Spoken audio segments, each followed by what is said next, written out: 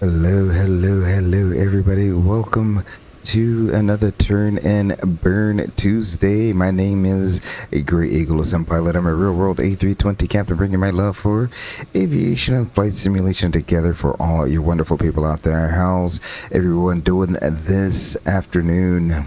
We have Max Racing. Hello. Welcome to... I think I'm going to start calling it the Eagle's Nest. Let me know what you think about that. Welcome to the Eagle's Nest. Max Reason, glad to have you aboard as we kick off this Turn and Burn Tuesday. This one is going to be a through flight. We're going to be doing a through flight in the Spirit Airlines A319, the now retired A319, but no worries here. We're not worried about if this is what they really have in their fleet or not. We're just worried about getting this plane up in the air and turning and burning. Max says, Cap, your tie is crooked. Hey, man, we're going to go ahead and just take that tie off altogether once we sit down on the flight deck. How about that one? As long as no passengers are taking photos with me and posting it on the internet for the company to see, I think we're all good there. All right. Without further ado, let's get to it. We're already logged in on the VATSIM network here, so we got that going for us. We'll go ahead and I already imported that flight plan there. GSX is really quick to board, so especially the way I have it configured now. So we'll go ahead and get IRS 1, 2, and 3 on line here. We'll wait for the on-bat light to go out. That looks good. Everything else coming on down looks good. We'll go ahead and turn the recorder ground control on and test our CVR.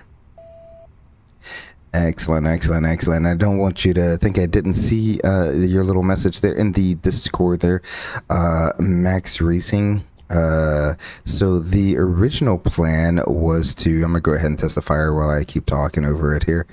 The original plan was to stream yesterday and then stream again for Turn and Burn Tuesday this evening. And this is just like typical pilot mind right here. I completely forgot when I was trying to make plans this week. When I made the plan to do a full week of streaming, I completely forgot that this weekend was Memorial Day weekend. So yeah, Adla was lucky enough to actually get some really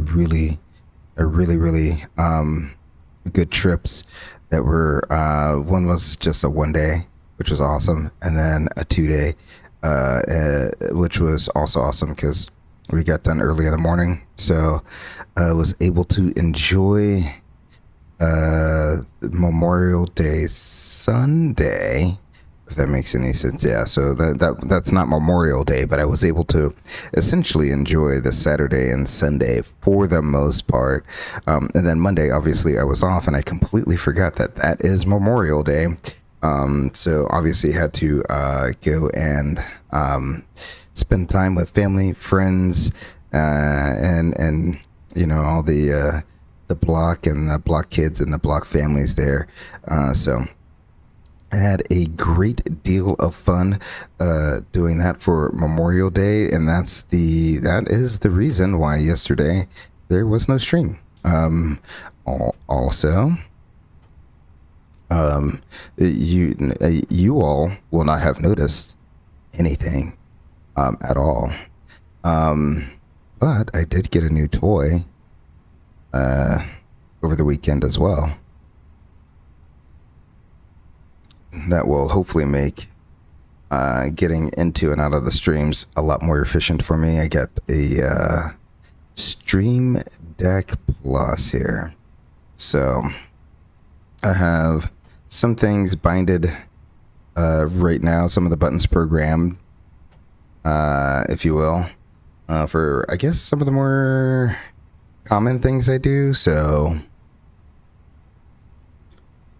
hopefully hopefully my intros and exits go a lot smoother than in the past, where before I got the stream deck, whenever it was time to actually go from the intro music to the flight sim, I had to switch scenes, unmute all the buttons. I forgot to turn on notifications here. That's still one thing that isn't working, is my Streamlab notifications, but that's okay. I can just do that manually, since the Stream Deck is taking care of so much other things here. So that makes my workflow so much more fluid, enjoyable, stress-free, whatever you want to call it here.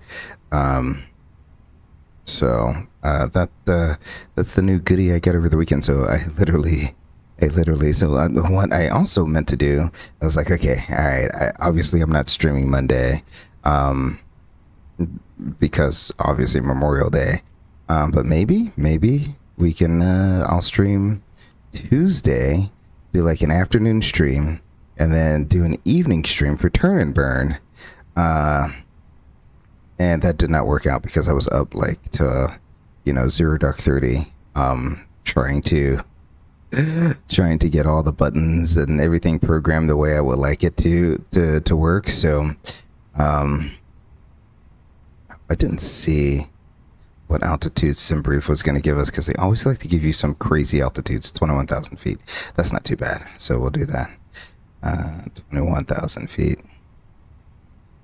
So yeah, I was up to like 0 dark 30 doing that, and I was like, there's no way I'm gonna have the energy to wake up and do all of that today. Yeah, we'll tune this up just a little bit. There we go.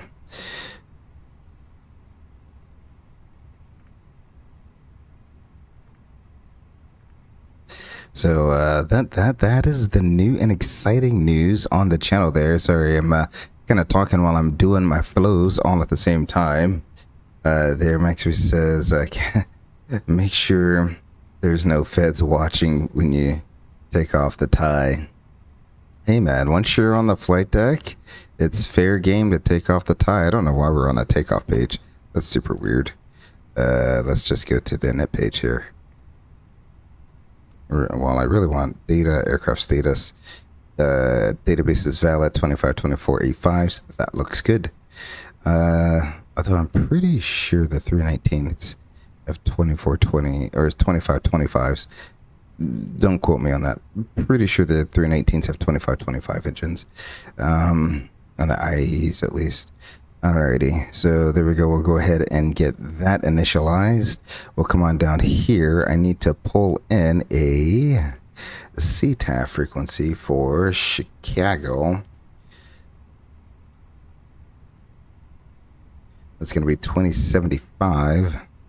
So we'll go ahead and put that in here. 2075 looks good. Boom. We'll go ahead and have that set in there. Everything else down here looks good. We'll go ahead and press and hold recall. Nothing crazy there. We'll go ahead and clear that. Thrust levers are idle. Engine master is off. Mode is normal. Speed brakes, disarm, flaps are up. Digits in the window here, and the gravity gear extension is stowed. Let's go ahead and I'll go to make do menu, ATSU, and AOC menu for when we start loading up the aircraft there. We'll put you on VHF1. That looks good. And everything else here, we got our auto ATC of 5636 in there. That's good. I'll go ahead and turn our mode C on. There we go. And then lastly, our alternate braking system. So I'll press both brake pedals down. We'll release the parking brake. I'll let go of the left brake. It goes down to 0, back up to 1. Right brake down to 0, back up to 1. Excellent. And we will set that parking brake. Excellent. That looks good. Well, let's go ahead and what we'll do. Uh-oh. Are all my views not saved? Okay. I feel like I'm redoing all of these views every time. So all of those views are saved. But these views aren't saved. Why is this happening? I feel like I'm doing this every time. Nope. We want to go this way. There we go.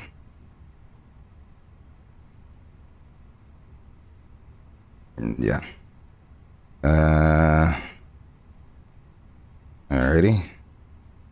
And then the last view that needs saving is right here.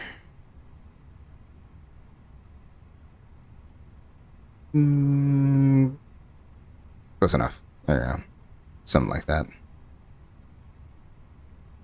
Okay, we're off by like a whole day. That's okay.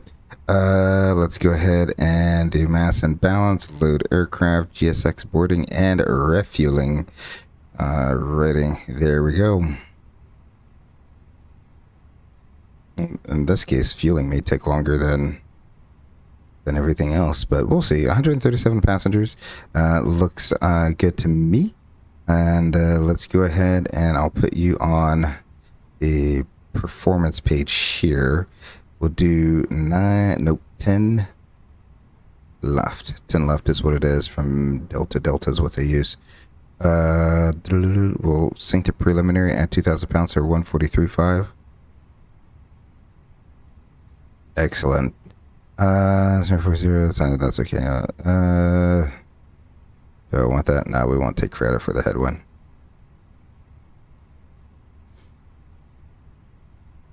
And do I have, we have Delta data. Sweet.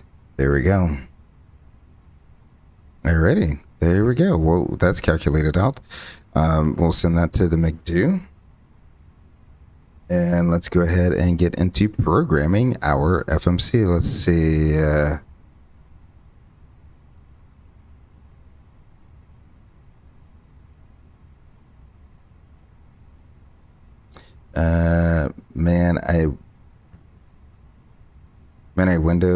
Wander. We were going to get a A321 Neo with Pratt & Whitney's.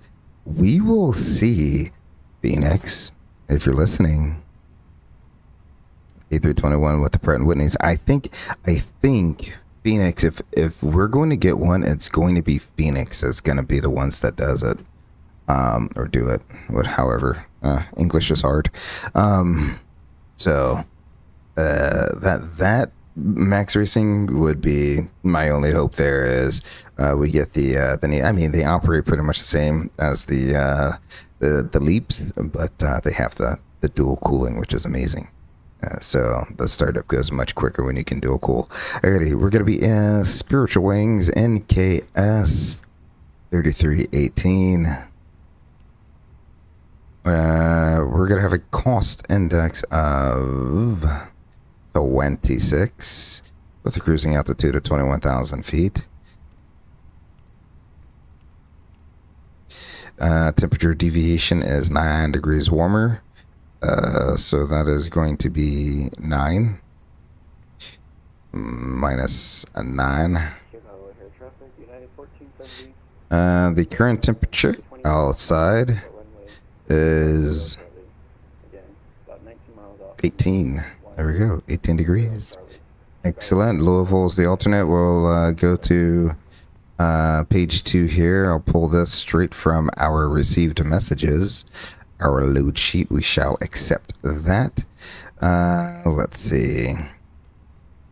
We have a zero fuel weight of 120.9.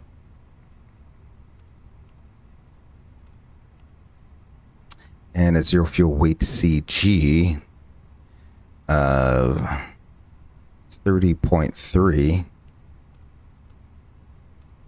with a block fuel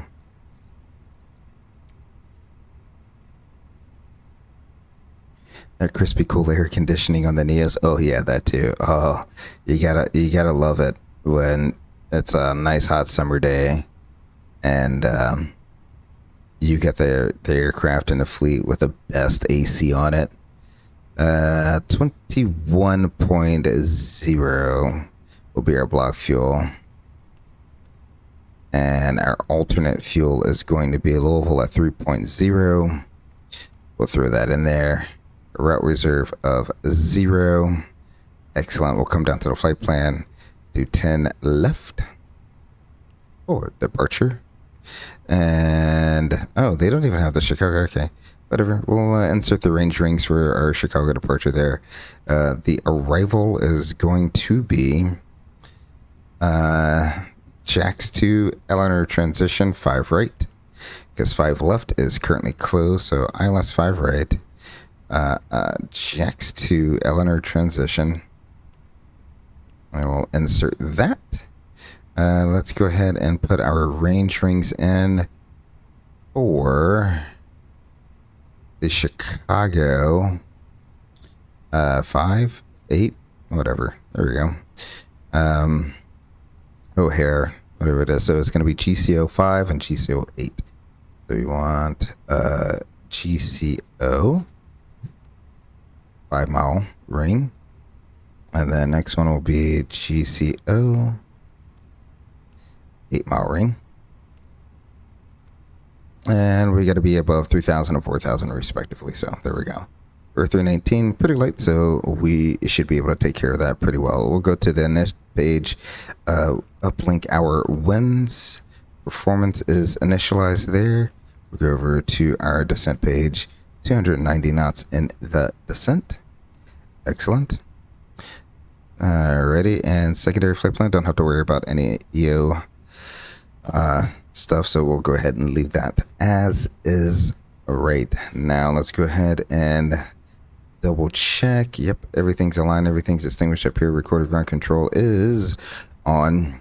Our EFIS is set. We got the current altimeter in there, and I have a top altitude of 21,000 feet. We'll go ahead and put the terrain on ND.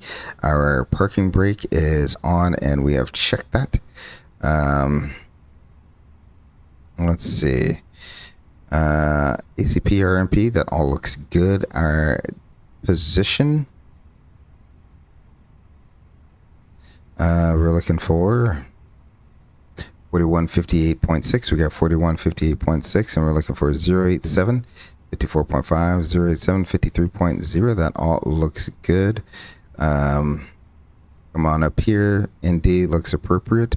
Our PFD, we have V1, V2, climate nav, blue flight directors 1 and 2, and we can go ahead and text our oxygen.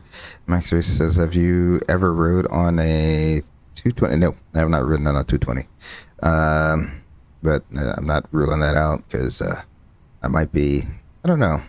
It's there's not a lot of 220 routes that, you know, I'd be like, you know, flying on one to get to wherever I need to go. So they're surprisingly loud, really, on the ground. Yes, I've seen the 220s. The 220s have a massive wingspan. No wonder they can take off on a short runway and fly all the way across the country. The wing is just absolutely huge. Alrighty, let's see. It seems like they're done boarding because our little flight attendant is gone here. So let's go ahead and review our route while we can. Land mode, 10 nautical miles. There we go. We have 10 left out of Chicago on the O'Hare 8, which we have our 3,000 restriction and 4,000 restriction there for our 5 and 8 mile rings. Then we're going to go direct to earned. Then Eleanor is the transition on the Jack's arrival. Over here, let's just go ahead and pull out the Jack's arrival, shall we? So we had Eleanor, gonna have Emily, then we're gonna have Jack's, then we have Opie between 11 and 16, and then we have Be Back at 10,000 feet, or at or above 10,000 feet, sorry. And we're going to the 5 left transition, so we're going to come down to Sibov. It's going to be at or above 7,000 feet, 230 knots. Then Peyton, it's going to be at 6,000 feet, 210 knots. And then we'll turn on the downwind to Wenob. And then that's going to be a vector over to the ILS to runway 5 right. We got, it starts at Kelly. Where's Kelly at? It's way out there. So we got Kelly. Then we have this fix. Is that above 5,000? Then we have IU. Is that about 5,000? I don't know how to say that fix. Biggered, something like that. At about 4,000 feet. Big 10, above 3,000 feet. Ups at about 2,100 feet. And then we have the runway there. Looks like it's going to be, if I am doing math right, about 4 miles. 3-degree glide slope, 4 miles. 3-degree glide slope. To the runway there, so that all looks good. Mr. Bridge 1500 intercept, 1500, then climbing right under 3000 on a 148 heading outbound on the Brickyard. 136 to Osmo. So we got it out to Osmo there, and we'll hold. Excellent, so all of that is done. We can now go ahead and ask FL Max Racing if he's ready for a briefing. Yep, excellent. What are your threats? It's an intersection departure and just taxiing around Chicago. The scenery doesn't match what actually has been going on. They have changed like a lot in Chicago here since Flight Sim has actually made their version of Chicago. But we'll just make it easy. We'll go out, we'll take Bravo. Usually Alpha is the, well, we'll take Alpha. We'll take Alpha. Ooh, okay. I don't know how this is gonna go. Maybe I'll just go out on Bravo. That'll be easy. Bravo to Double Delta. Once we do get there, plan on a flaps 1 flex. Standard reject considerations. Any questions about what we need to reject for? Nope. In the event of an engine failure after V1, we'll continue straight ahead to 5,000 feet. They'll clean up the aircraft. We'll work the ECAM. And we'll plan on a return to, let's see, 10 center is 10,800 feet. 9 right is also 11,200 feet, so 260 feet. So we can do 9 right or 10 center, either one of those. So we have a nice long runway available to us if we need to. Otherwise, we'll continue out to our first fix to the south of the airport. I got flight level 210 since there's no ATC online. And we're auto ATC squawk code of 5636. Do you have any questions? You say, watch out for all the distracted wide body captains. That is a real thing when you go into a lot of, I mean, if you listen to anything online like Bass Aviation, when it comes to like ATC audio and stuff like that, they definitely the wide body guys are from all over the world, right? So, and they all, most of them are English second language. So things can get a little spicy when you're in some of these major international airports here. Alrighty. So with that said, our briefing is complete. Let's go ahead and get our pumps going. External power can come off. APU bleed can come on. Beacon light on. Seatbelt sign can come on. Okay, aircraft loaded. Sweet. We'll go ahead and dismiss that. We'll go ahead and, I did not mean to switch that over. Let's go ahead and check our fuel. It's on board, balanced, and our pumps are on. Hydraulics all look good. Pressurization, auto with the altitude, and our engine oil looks good. We can go ahead and do a before start checklist, recorder ground control. That is on flight forms and maintenance log on board. It's reviewed aircraft 534, fuel quantity 21.0 is required, or 21. Yeah, 21.0 required. We got 20.9 on board. Take off performance. I see 144, 145, 149 with a flex of 68. Oxygen checked. Seatbelt sign on. ECAM checked. Park brake is on and checked. MCDU is all set. The altimeters 3010. Departure briefings review. The before start checklist is complete. We can come on down over here, get our chocks released, because GSX is really funny when it comes to, okay, everything is released, so there we go. Let's take a peek outside real quick. No one in and around us, so that is good. We won't block anyone. We'll push back, go nose left, and get underway here. There we go. I need to tell GSX what we're doing, though. That's for sure. Let's see. Continue pushback. And nose left. There we go. Parking brakes release. Clear to push.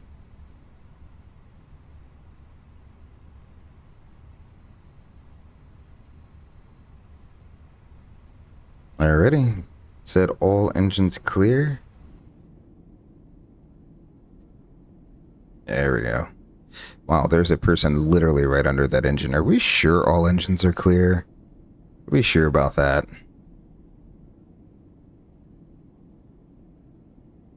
Either or. The other great thing about OBS, I no longer have to actually go off screen to manually adjust the volume. Or not OBS, but the stream deck. Here we go. I'm going to turn up the sounds, and let's listen to this engine start.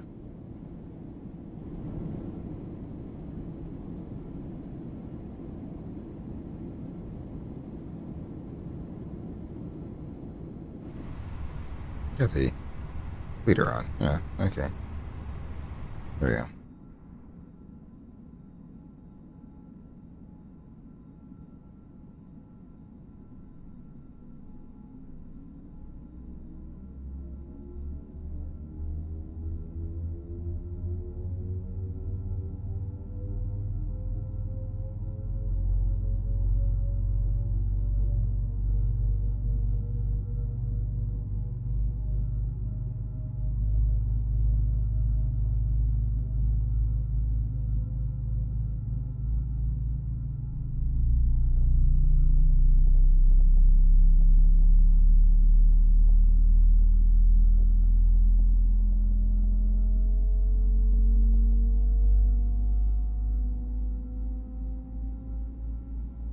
I wonder if there's a way to tune down the GSX sounds. Because like their random sound effects are just like they overpower everything else.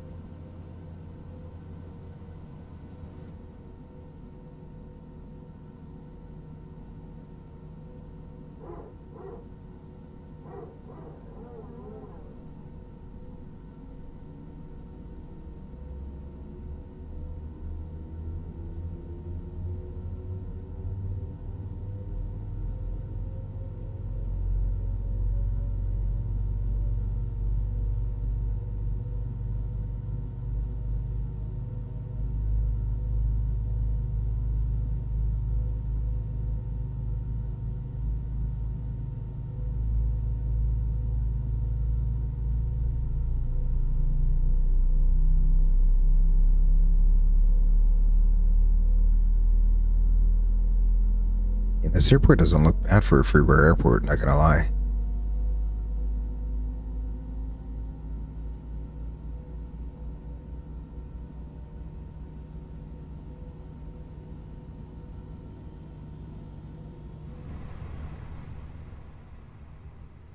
Alrighty. Just like that, we have 2 good engine starts. Go ahead and get our timer started so we make sure we got a full 5 minutes. Let's go flaps 1. Oh, again, forgot to close our door. Let's go ahead and close that. There we go. We'll get the APU off. I'll extend the landing lights. We'll turn on our taxi light there. And we'll make sure we don't have any statuses after start checklist. Engine and tires we don't need. Status is checked. And our rotor trim is 0 after start checklist is complete. Let's see. How are we going to do this? I guess we'll just go Alpha 16 and Bravo. Chicago traffic. Spirit Wings 3318. Be taxiing to runway 10 left at Delta Delta via Alpha 16 Bravo, Chicago traffic. Alrighty, there we go. So we'll go ahead and make sure I'll bring my iPad over here. We're clear on the left. We're clear on the right. You see on the IAEs, I just dropped the parking brake and we're already moving. Versus like when I had the CFMs, it just feels like it takes so much power to move.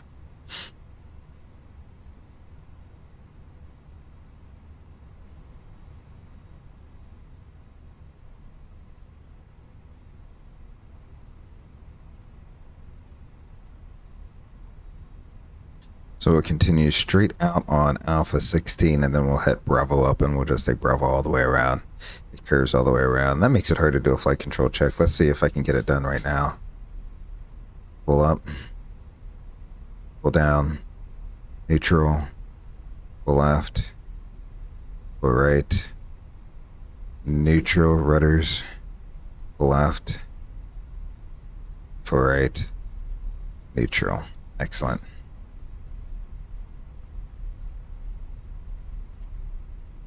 See, even this has the signage is even incorrect on this. This says Alpha 21. It's not what I wanted. So this says Alpha 16. So even the signage is not correct in the Sobo model, which is an absolute shame. Alrighty, so we'll make the right-hand turn here.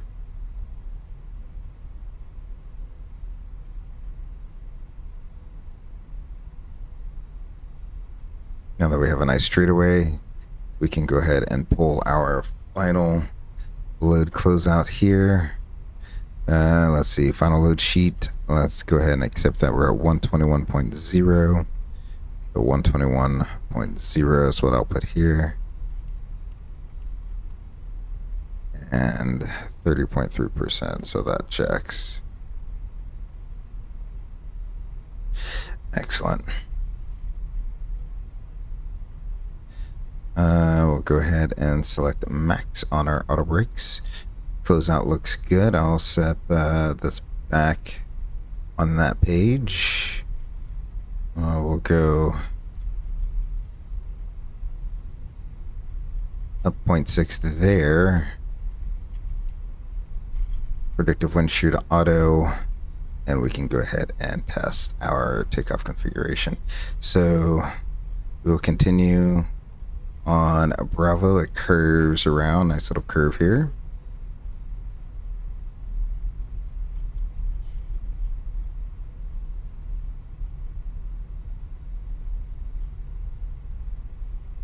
And we'll take this all the way down. There's one more curve and then we'll be on Bravo all the way down to the end. Alrighty. Once we do make that turn on, or finish that last curve here, we should be able to go straight, and I should be able to get a few checklists done while we're on our way out.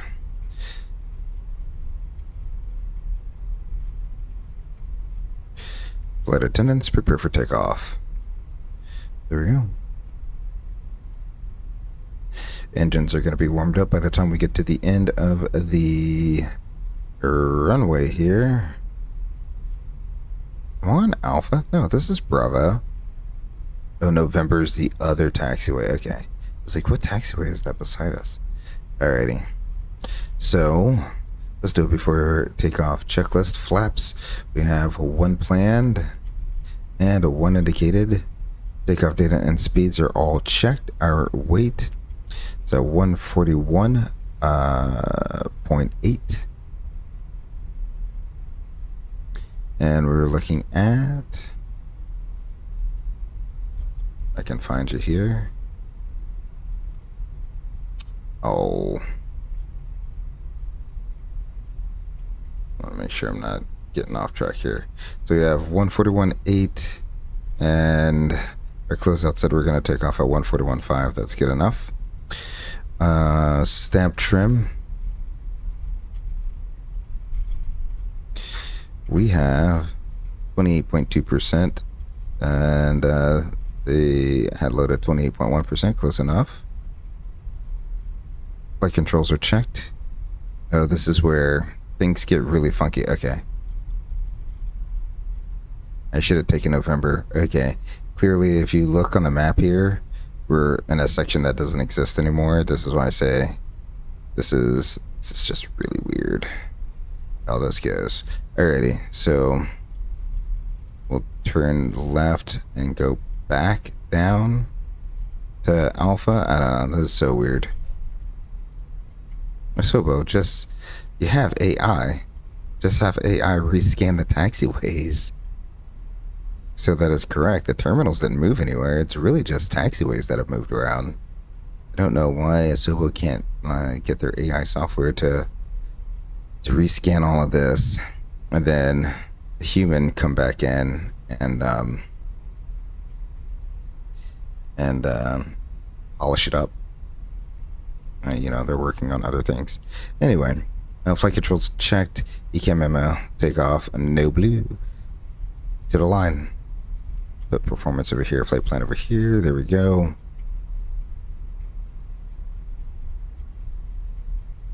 This airport's so weird. That's probably one of the reasons I don't come out of Chicago that often, especially if there's going to be VATSIM online, because I think even the VATSIM controllers know, like, do you have like a payware Chicago or a freeware Chicago? Because I think at least the payware developers, they try to update it. Alrighty, we can go below the line. Runway and FMS. I have runway 10 left in the box on the screen and out the window right here. That is checked. Our minimum takeoff fuel. Let's see. 16.0 required. 20.6 on board. Flight attendants notified. Engine mode. Norm TCAS is now on TARA before takeoff checklist is complete. So we will be taking the next left, I'm pretty sure here. It'll be Delta Delta. Yep, Delta Delta. At least they got that right. Delta Delta is the same.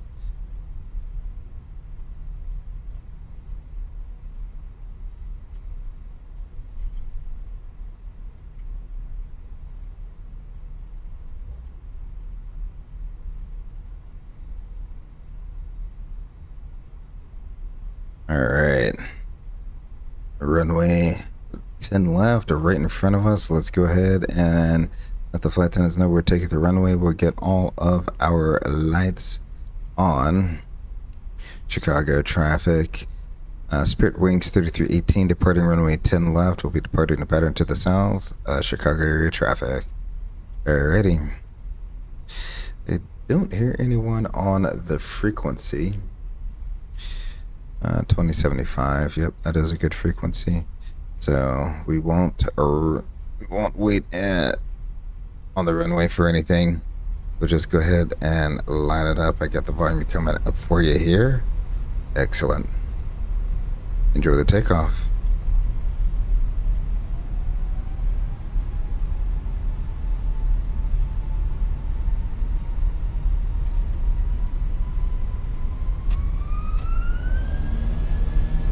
Flex.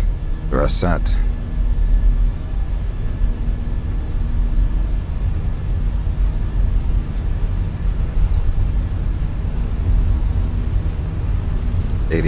Checked.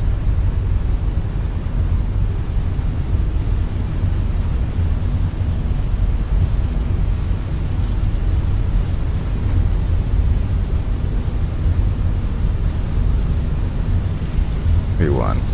Rotate.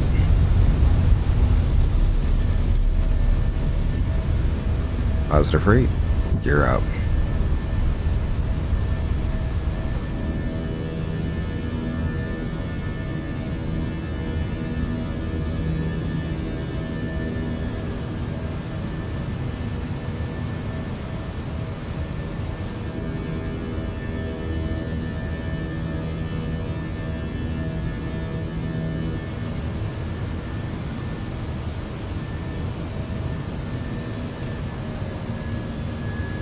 Climb power set.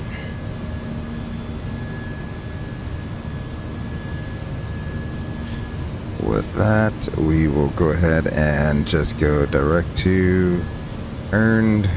Looks good. We'll insert Chicago traffic. Spirit Wings 3318 through 3000. Departing the pattern to the south. Chicago traffic. Last call. Alrighty.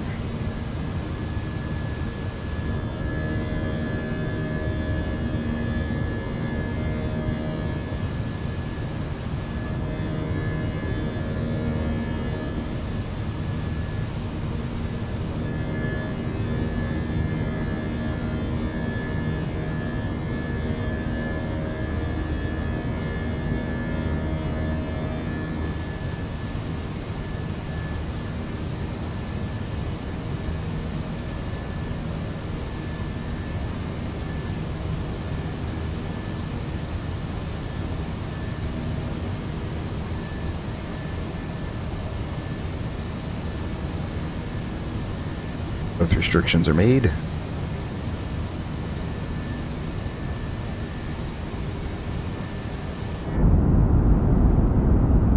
There's the skyline for Chicago, just off the left wingtip there.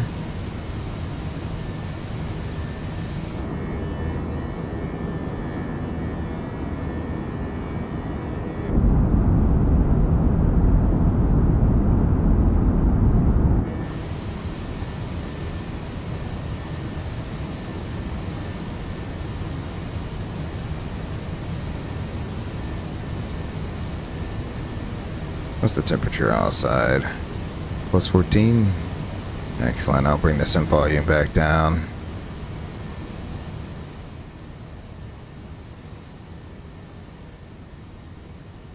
There we go. Heading into IMC. Yeah, let's get one more. See if we can get like one more shot of the city there. There it is, right there. Beautiful.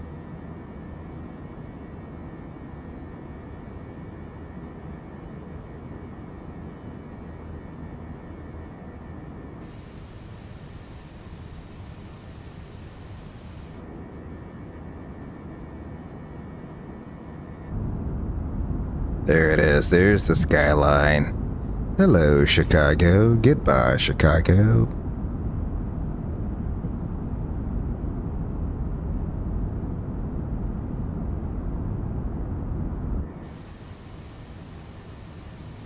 Alrighty, we'll go ahead and begin our level off to acceleration here. We should be doing 200 and, what is it, 250 until the flight? No ATC on board. So we'll go ahead and accelerate up to our climb cruise speed here. Temperature is plus 10 now, so let's go ahead and get the engine anti-ice on. We can go ahead and turn off all of our, well, our exterior lights here. Let them know we are through 10,000 feet. Let me go ahead and slowly correct here. In fact, I'm going to just go ahead and throw the autopilot on. And if I didn't say it, landing gear is up. Flaps are up. And we are pressurizing after takeoff checklist is complete. There we go. Beautiful departure out of Chicago on this quite cloudy day up here. That's quite interesting. If you see if we could still see a little bit of the skyline. Yay, nay. If you look at the world map in 2024, you can't see anything. The whole U.S. is just covered in a blanket area of clouds. It looked like. So I was really expecting the weather to be a lot worse than this. Indianapolis I don't think is any better, but we should still get a little bit of view of Indianapolis, although the downtown is kind of far away from the airport there. That's quite alright. We should be able to see it on the way out if they're departing runway 5, right? We'll fly kind of by it on the way out, so hopefully we should get some good views of downtown Indy on the way out. They just had their Indy 500. I do believe they just had their, was it on Memorial Day that they did it? Because for some reason I feel like one of my friends said there was the Coca-Cola 600, the Indy 500, and the Formula Monaco race all happened on Memorial Day. I feel like all those races kind of happened the same weekend or something like that. So kind of a busy race weekend there if you're really into racing.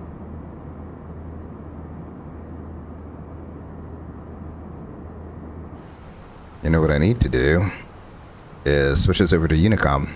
And while I'm at it, since no other ATC is online, Indy said it's not going to be online, I'll just go ahead and get Indy CTAF.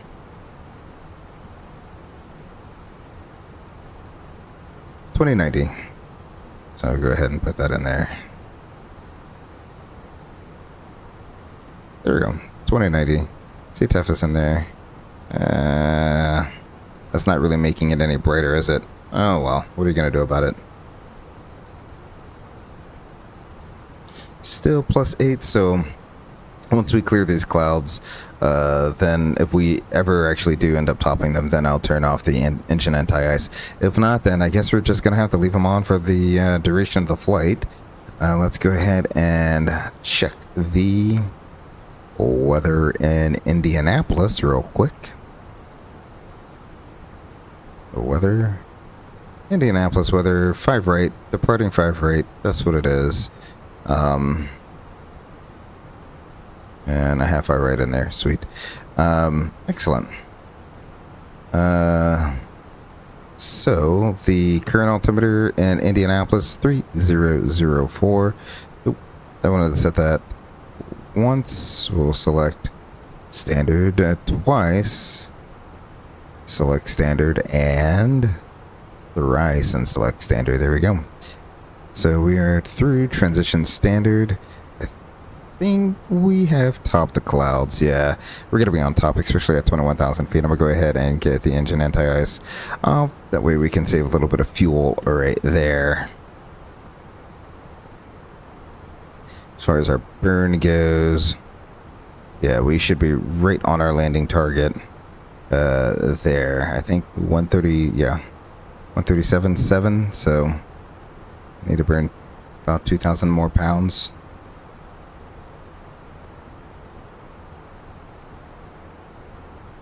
I'm not quite understanding what the weight difference is here. So, riddle me this. Alright, so I did the thing, right? And maybe I didn't see it, but I looked down here. 141.9. Oh, okay.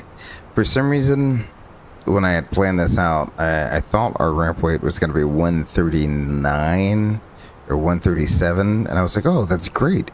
We're going to take off below landing weight. Somehow, Simbri figures out how to add more people so that you take off above your landing weight on a short flight. It's like, you really don't want that. In fact, to encourage more fuel burn here, we will we'll sit here at 21,000 feet. I'm not going to speed it up, because if I speed it up, we'll only burn less fuel. So that's another weird thing I'm starting to find out is you would think even though the faster you go, the more fuel you'll burn on any given flight. That's really only gonna come in become an issue on a cross-country flight. I've been finding out that even if I rank my speed up to 80, 81, and some rare instances 82, that I'm actually burning less fuel overall somehow. So I don't know, and the things that other you know, the brain trust, the other captains have told me and taught me about increasing fuel burn the faster you go, especially once you exceed 0.79, how the drag on the wing increases significantly, leading to a higher fuel burn. I'm like, I don't know. I've been landing with more fuel than we were planned to land with by going fast, so I don't know how that works. Physics is still mystifying me, apparently.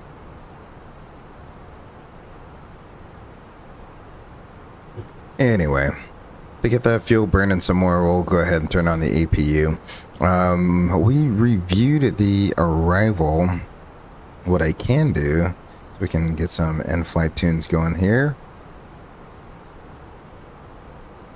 That's you.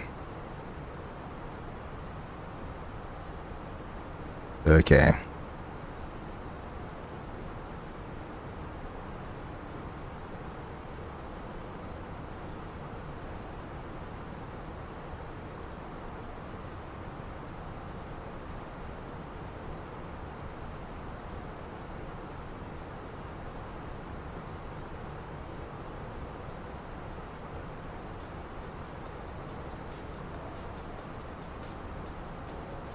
There we go.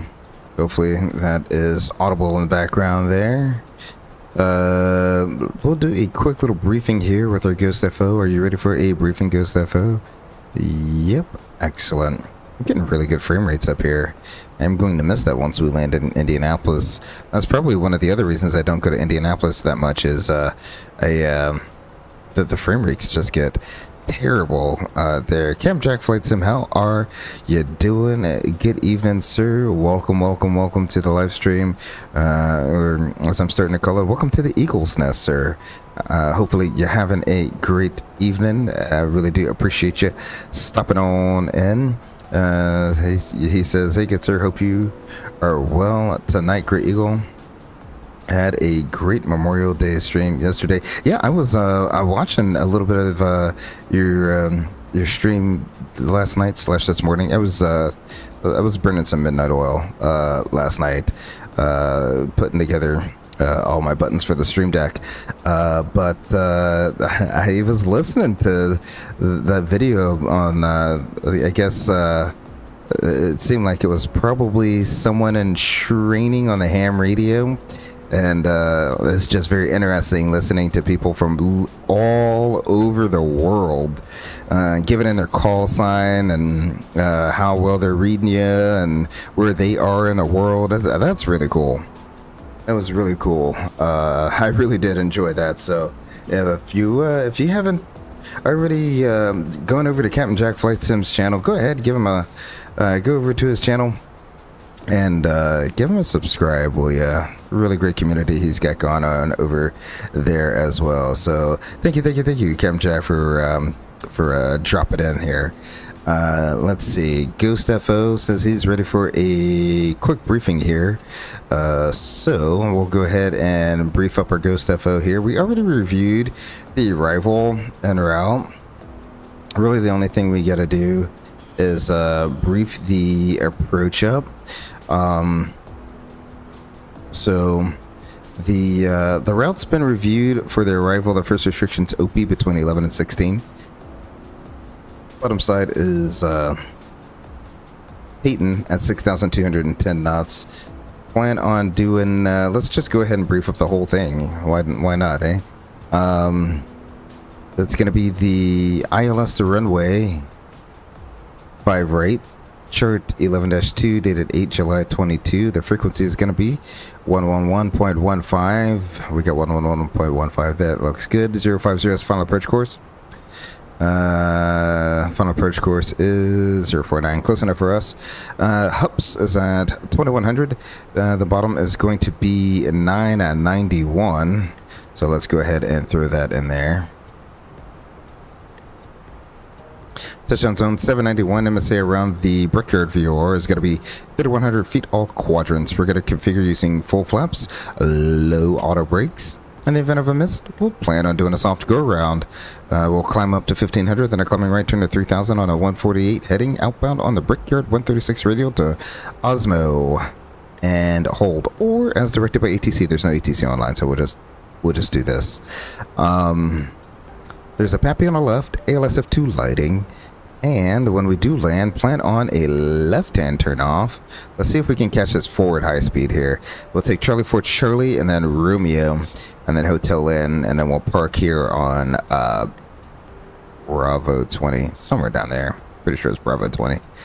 I have the GSX profile for that. Alrighty.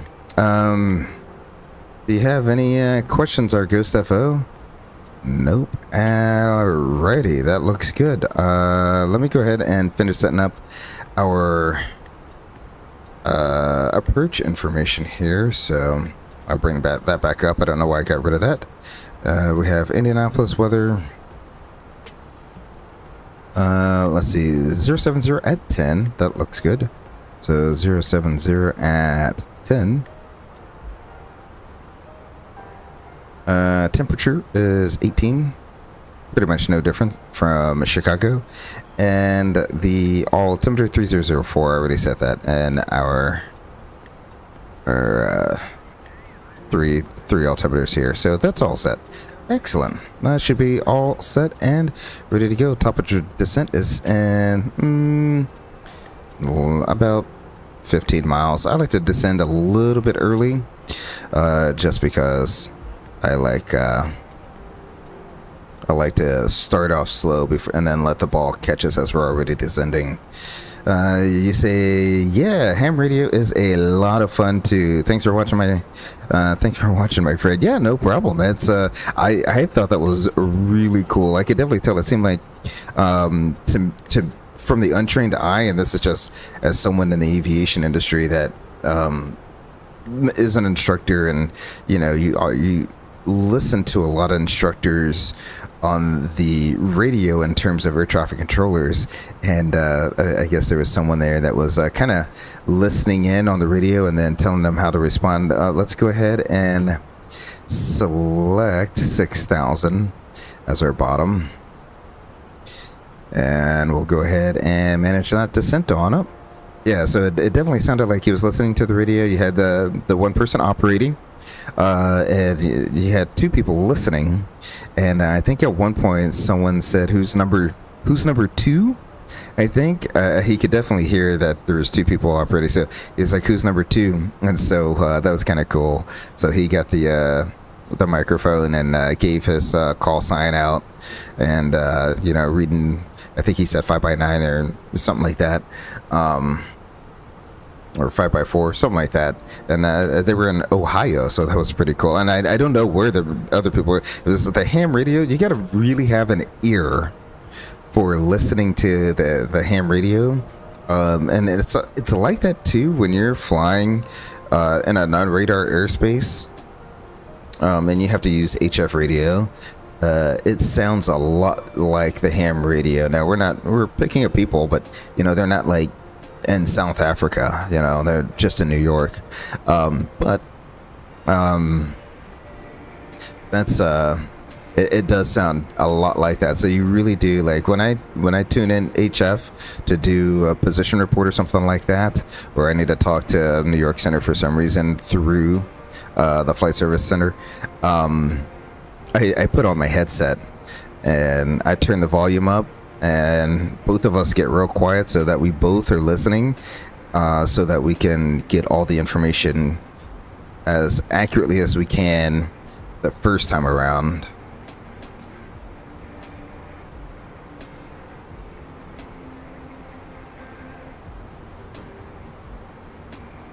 Oh, 100% Captain Jack flights, and 100%, just like anything, just takes practice. It definitely does. And I guess once you've done it a few times and you got the ear for it, you know what you're listening for.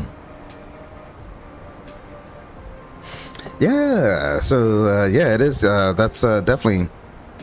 I don't know if that's going to be a thing that's going to go away anytime soon. I mean, we do have SATCOM as well, but we rarely use SATCOM, and CPDLC is more and more becoming a thing. So pretty here soon we won't have to use HF, but it is kind of nice to be able to use it before it's completely gone away with. And some of these kids, when I get close to time to retire here, we'll go ahead and turn this on.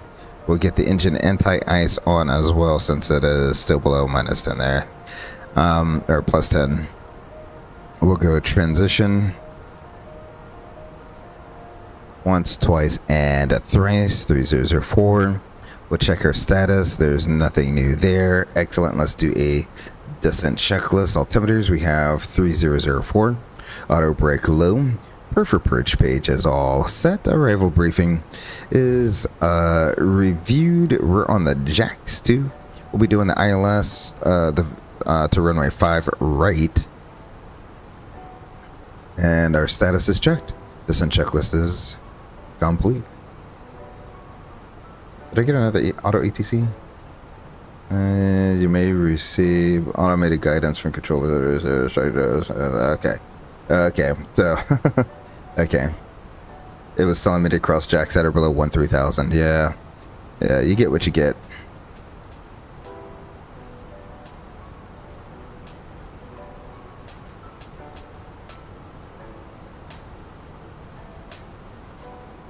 Yeah, but like I was saying, it's with SETCOM and CPDLC and ADSB, more of that non-radar stuff is starting to go away, and it's great to get a lot of that in, so that when I'm about to retire and I have some 30-year-old kid sitting right next to me, and there's a 30-year gap between him and I can be like, back in my day, when we flew over the water, we had to listen to people talk on the radio.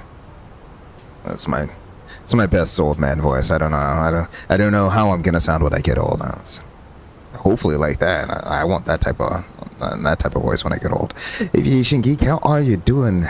Welcome. Glad you're able to join us. Welcome to the Eagle's Nest, sir. How are you doing this afternoon? Doing quite well. Thank you very much, sir. Hopefully you're doing quite well yourself. Hopefully, I know those storms, what was it, last week were pretty bad in your area of the world there, so hopefully all is well.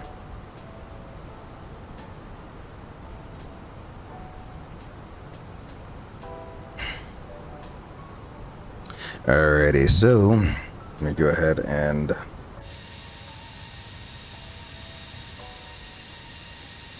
ooh, it is super cloudy down here. Let's go ahead and we'll stop the music now. We'll go ahead and get our replay recording. Yep, we'll go ahead and save that replay there. Excellent. Our replay is now doing replay-y things. Excellent. Let's see. I'll bring back up the pilot. Nope, still no one in and around the area.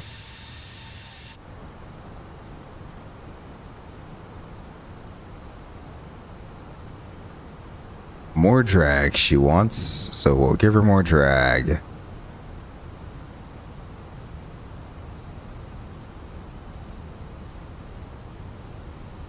At or above 7,000 feet, 230 knots, and the last one is 6,000 feet. So we're going to cross Circle D here just before Peyton. So what we'll do is I'll just let it do Circle D.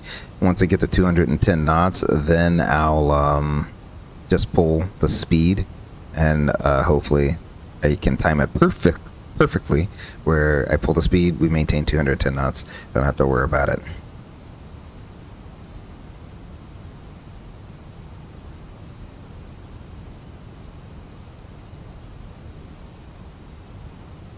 There we go. Well, looks like I need a little bit of speed brake to help this thing along. There we go.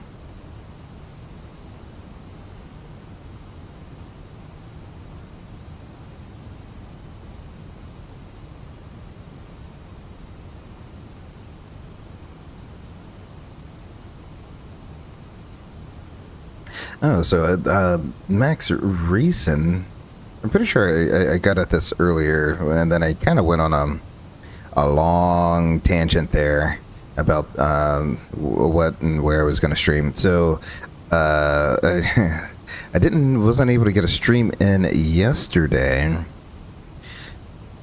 because I completely forgot it was Memorial Day. So not often that I get planned days off on a holiday, but somehow that worked out for me. So I didn't stream, and I thought I was going to be able to stream today. Got distracted with trying to set up my stream deck and all that stuff because, you know, I like playing with new shiny toys. But Max Racing suggested the United 320 with the mismatched cowlings for our next stream. So that's what we're going to do. And I was kind of like, I was kind of determined that it was going to be an American 319, but I think we can do, I think I want to do the United 320. We'll do the mismatched cowlings, and we'll do the stream that I wanted to do on Memorial Day, which was, it wasn't going to be like anything crazy like, you know, a flight into DC or anything like that. I was just going to continue where we left off. We're going to go Springfield to Chicago. That's why Turn and Burn is coming out of Chicago. That's because I wanted to do Monday stream from Springfield to Chicago. So that's what we'll do. We'll take a United 320 from Springfield to Chicago using the mismatch engines there. So we're 7 for 6, and this airplane just absolutely doesn't want to do anything, does it? Level, there's our decel point. I'll leave the speed brakes out.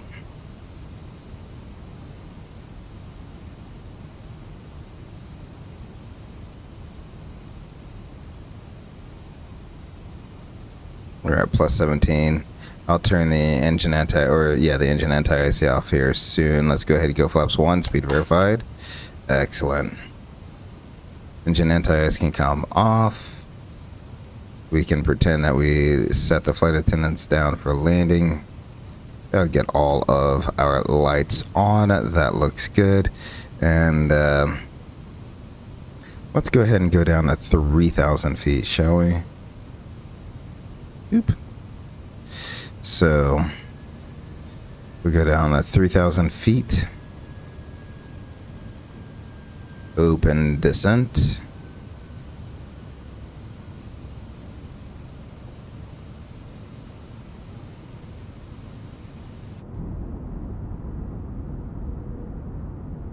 Aviation Geek, you said you're at a Waffle. Weren't you at a Waffle House the last time? Aviation Geek. I'm not blaming you there. I do. I have my favorite thing from the menu there. I'm a breakfast guy, and they serve breakfast all day, so I can't fault you there for being at a Waffle House. I'm not gonna lie. So at 3,000 feet, we'll just go direct to, I don't know, I can't see what that fix is. Big rig, nope, that's not it. Big 10, sorry, Big 10. That's where we go at 3,000 feet. Or I can go to Hups that are above 2,100 feet. We'll see. Speed brake is out. I know it's out. We're in an idle descent, are we not?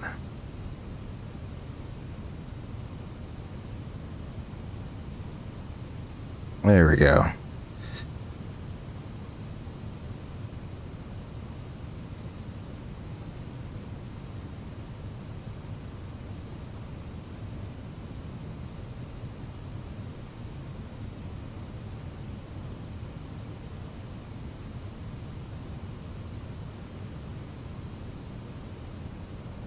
I can dim this up just a little bit. Ooh. Weather just looks absolutely terrible. Alrighty, we're being Big 10. Let's go ahead and go direct to Big 10. Whoop. Yep, we'll pop that in there. We'll execute that. Get their approach. And the other autopilot, we got Cat 3 Dual, Autopilot 1 and 2. Performance page here. Approach is activated. That all looks good. And we're about to level off here at 3,000 feet in the turn.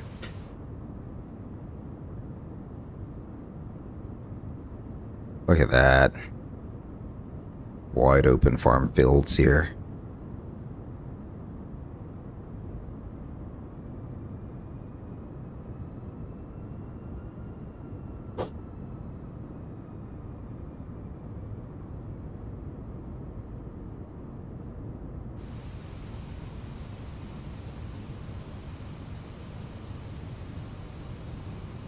So we should get the double capture which would be good enough for me.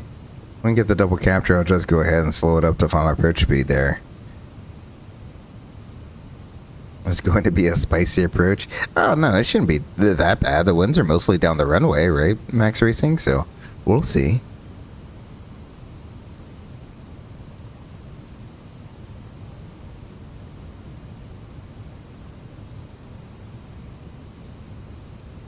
The biggest thing is, as long as we burn 200 pounds between now and then, or 300 pounds, whatever it is, that's all I care about.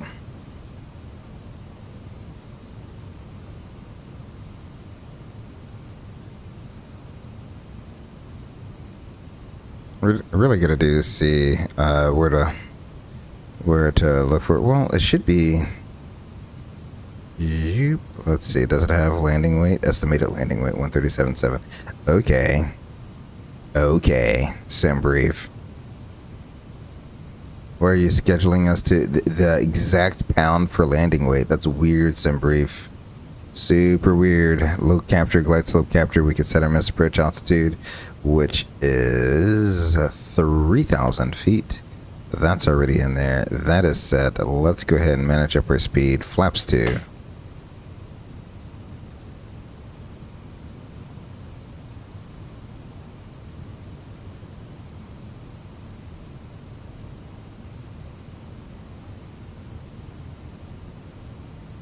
Gear down.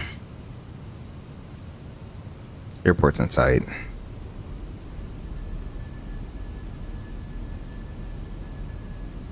I'll go ahead and arm the spoilers here.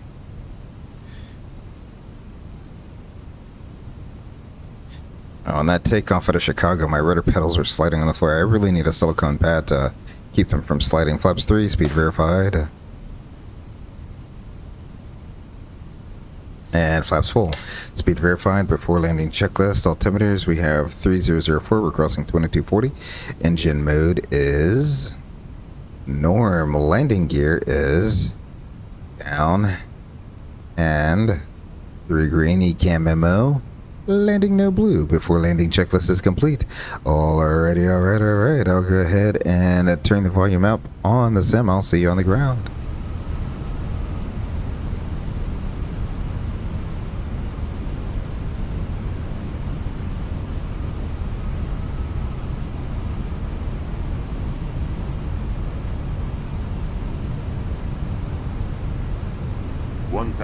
Stable.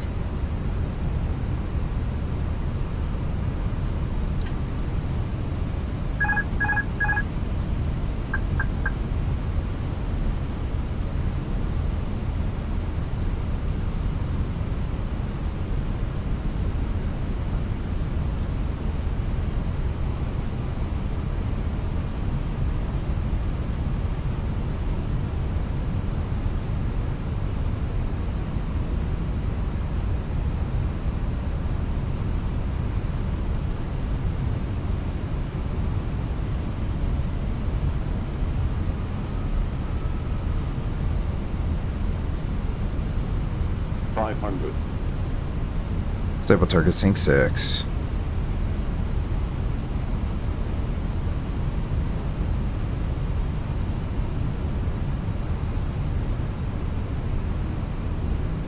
Above.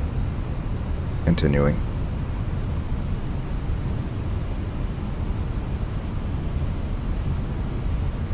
Minimum.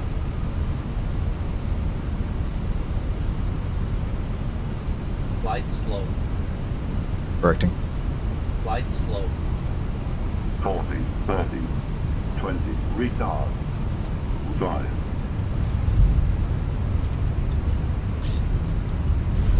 Deployed.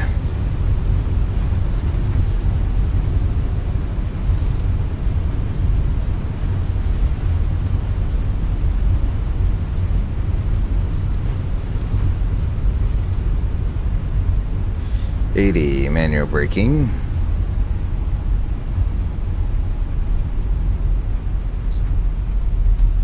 '60. Excellent, ladies and gentlemen. Welcome to Indianapolis, Indiana. We'll take this forward high speed here. Let me go ahead and bring our tablet back up. Just like I said, we'll take Charlie for Charlie and Romeo. And I just realized I am still on Unicom. Sorry. There we go. Well, it is what it is. We made it here. A little bit of a firm landing, but I'll take it. I'm still getting that little pop-up when we do land. So we'll figure it out. Anyway, let's go. Flaps up.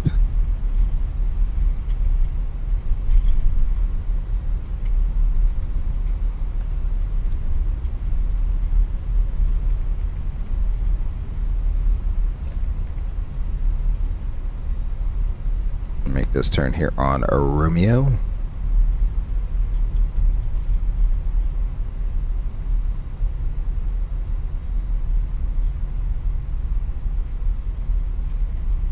And we'll take this all the way down to hotel.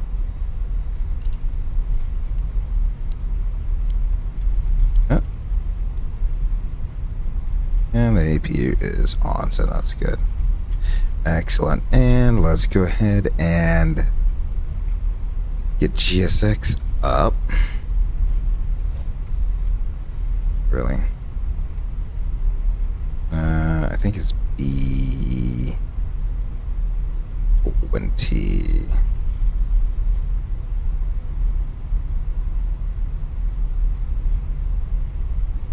Yeah, B20. There we go. Nope. And yes, we'll just do that. There we go. Aviation get buttery smooth landing professional job. Yeah, that's pretty much a standard landing right there. And touchdown zone, minimal float. So that's pretty much what you wanna aim for every time. I'm gonna go ahead and turn this in volume back down. There we go. Let's see. Maxry says the airplane switched from ground to air mode and back to ground for a second. Yeah. Camjack Flight Sim says, nicely done, sir. Indy is one of my favorite places to fly. We'll do so IRL this Friday. You're going to Indy IRL this Friday.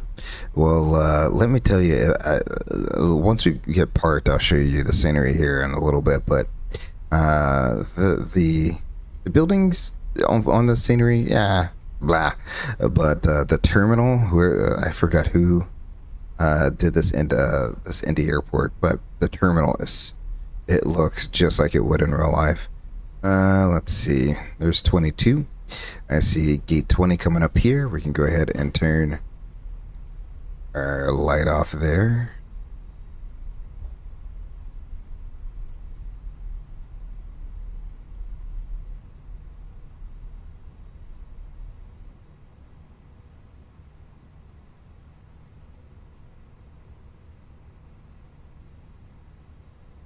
Excellent. We'll make our turn in. I see our little guy waving his wands.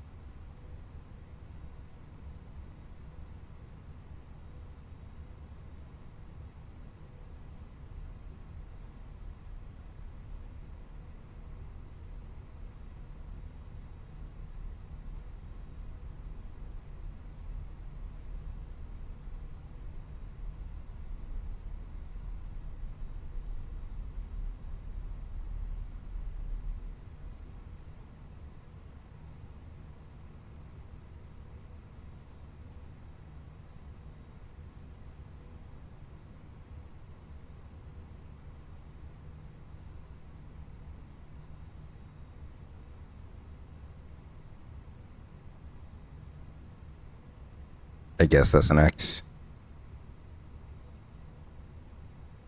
Alright, a little bit further. Is that the X? Very confused at where the X is. No? There we go. Alrighty. We'll go ahead and get the fast seatbelt sign turned off. We can turn engine masters 1 and 2 off since we got the APU going. We'll turn the fuel pumps off. Excellent. And lastly, the beacon light can come off. We'll go down below and we will check our fluid situation here. That looks good. Hydraulics look good. Oxygen's checked, and status messages we do not have. Excellent. We can open this up, say goodbye to the passengers. Well, that's gonna take a second. Jet bridge is still coming. Already shutdown checklist. Parking brake is on and checked. Engine masters are off. Engine mode norm. Speed brake disarmed. Our radar is off. Windshield PWS is off. Our fuel pumps are all off. Slides, we have 4 of them disarmed, and the APU is on. Shutdown checklist is complete. Let's go back up top. We'll get the bleed air going for the APU. I'll get some turn music going while I try to refile this here. I'll disconnect from VATSIM while I get the refile done. Put your tie back on. Yeah, right, Max Racing, 100%. Let's head to Detroit. Yes, sir, Aviation Geek. We are going to be turning this bad boy around and heading right on up to Motor City. Let's see. Let's go outside. Oh, there we go. Yeah, oh, like I was saying, so you can see how that says, like, it said, like, back home or something like that, Indy 500. Yeah, that's exactly, like, what is on the side of the building there. So it looks pretty cool that they, it's really cool that they got that done like that. Inside, more or less, take it or leave it, it is what it is. It looks pretty much the same. I'm not really for, if you know me, I'm not really for, like, airports that have, like, people walking around and sitting and you can see through the glass, because in real life, oh, well, alright. Because in real life, you don't, you can't see through the glass. It's usually not that clear. There's a decent amount of reflection on that, so I will leave that there, the home of the Indy 500. There we go.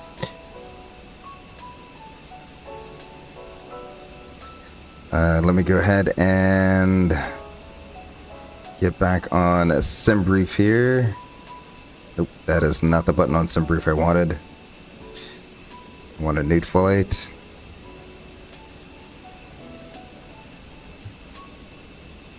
We're going to be NKS 3318. Excellent. Going to be going from Indianapolis to Detroit Metro.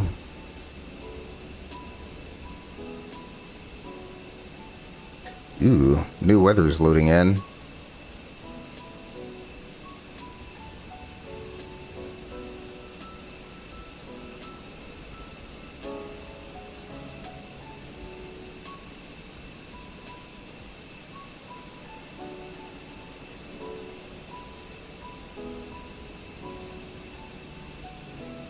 Let me check our fuel. We got 16.4 on board.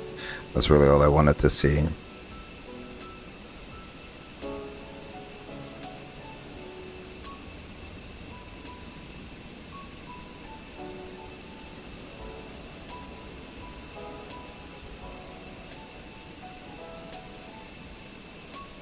Yeah, we have plenty of fuel to get up to Detroit.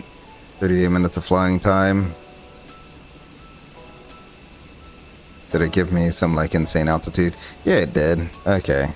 Let's go ahead and change that altitude. I'm not going up to 29,000 feet. Let's call it...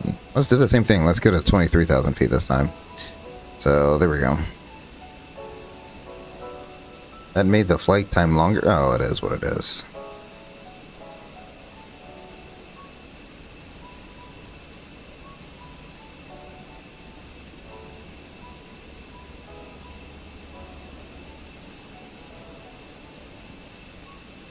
And what's the weather like in Detroit? It's nice out. I might nix that alternate. Don't need one. We'll get rid of that alternate. That's going to give us even more landing fuel. Yeah. Yeah. So we will go ahead. I like that flight plan. We'll go ahead and generate that. Looks like they are done deplaning here.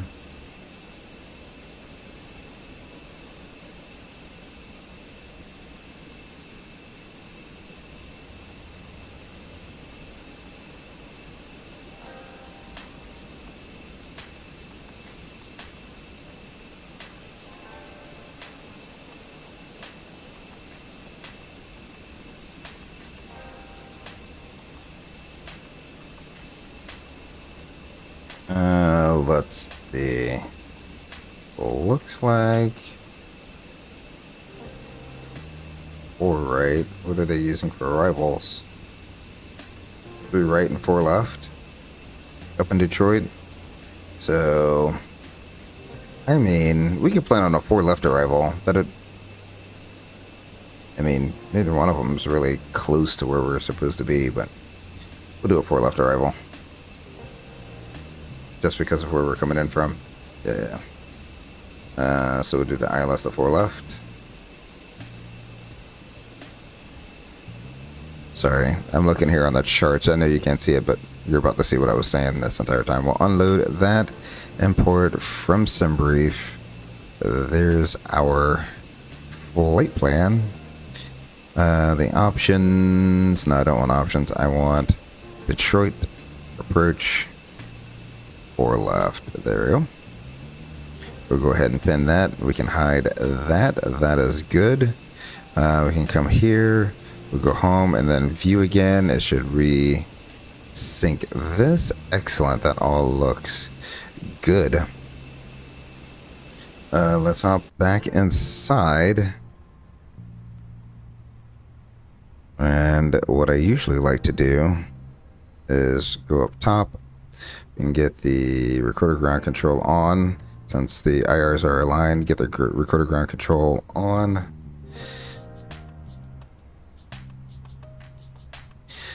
And just do a quick little flow here. EFIS is definitely set. Terrain on Indy is good. Parking brake is on and checked. ACP and RMP are good. We can't check our position quite yet. So we'll have to hold that there. So let's go right into commence deboarding. Oh, it's not complete already?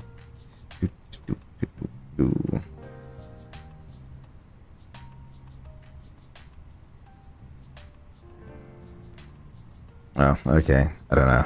I must have hit something there. Alrighty. It says deboarding. Even though there's no one to deboard. It is what it is. Alrighty, re-import the next flight, dismiss. We have 16.4 on there. That is quite alright. We'll go ahead and load aircraft. GSX boarding only. No, we're not loading any fuel. I want to keep my fuel as is. There we go. Slide you over here. Wait, before I do that, let's go McDo, Atsu, AOC menu, received messages. Let's go ahead and clear out arrival message and our load sheet. We'll accept that. Oh, I got one from ops as well, and we'll go and get rid of that. All right, so we got a preliminary load sheet. I can go ahead and reconnect to VATSIM. Let's see if our auto ATC will change or not. I'll leave that up for now. Alrighty, we'll go back to the init page. We will uplink that. Excellent. Wait for that to load back in.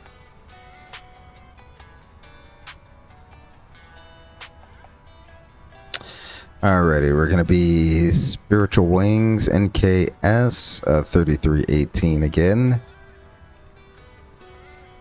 We'll be going from, well, not from to, but we got a cost index of 15. And a cruising altitude, I said, of 23,000 feet. That's what I wanted. Flight level 230. With a ISA deviation of +8, so 25. There we go. Current temperature outside 18 degrees. It should still be 18 degrees. I want weather. That's what I want. 18 degrees still. Excellent.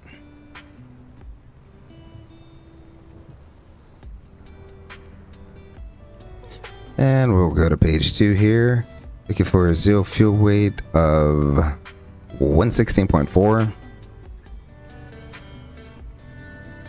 And a zero fuel weight CG of 29.9. Fuel is going to be 16.4. Route reserve of 0. Are there papers that you give the gate agent? No, everything's on the iPad. Unless there's like literal physical paperwork, like you go international, there's physical paperwork a lot of the times, but other than that, no, everything's on the iPad. With the very, very rare few exceptions where you need to have physical paperwork on board. That being like hazardous material, essentially. Alrighty, so we will go into flight plan. Go Indianapolis 5 right it is, and we're gonna be on the Mears 7.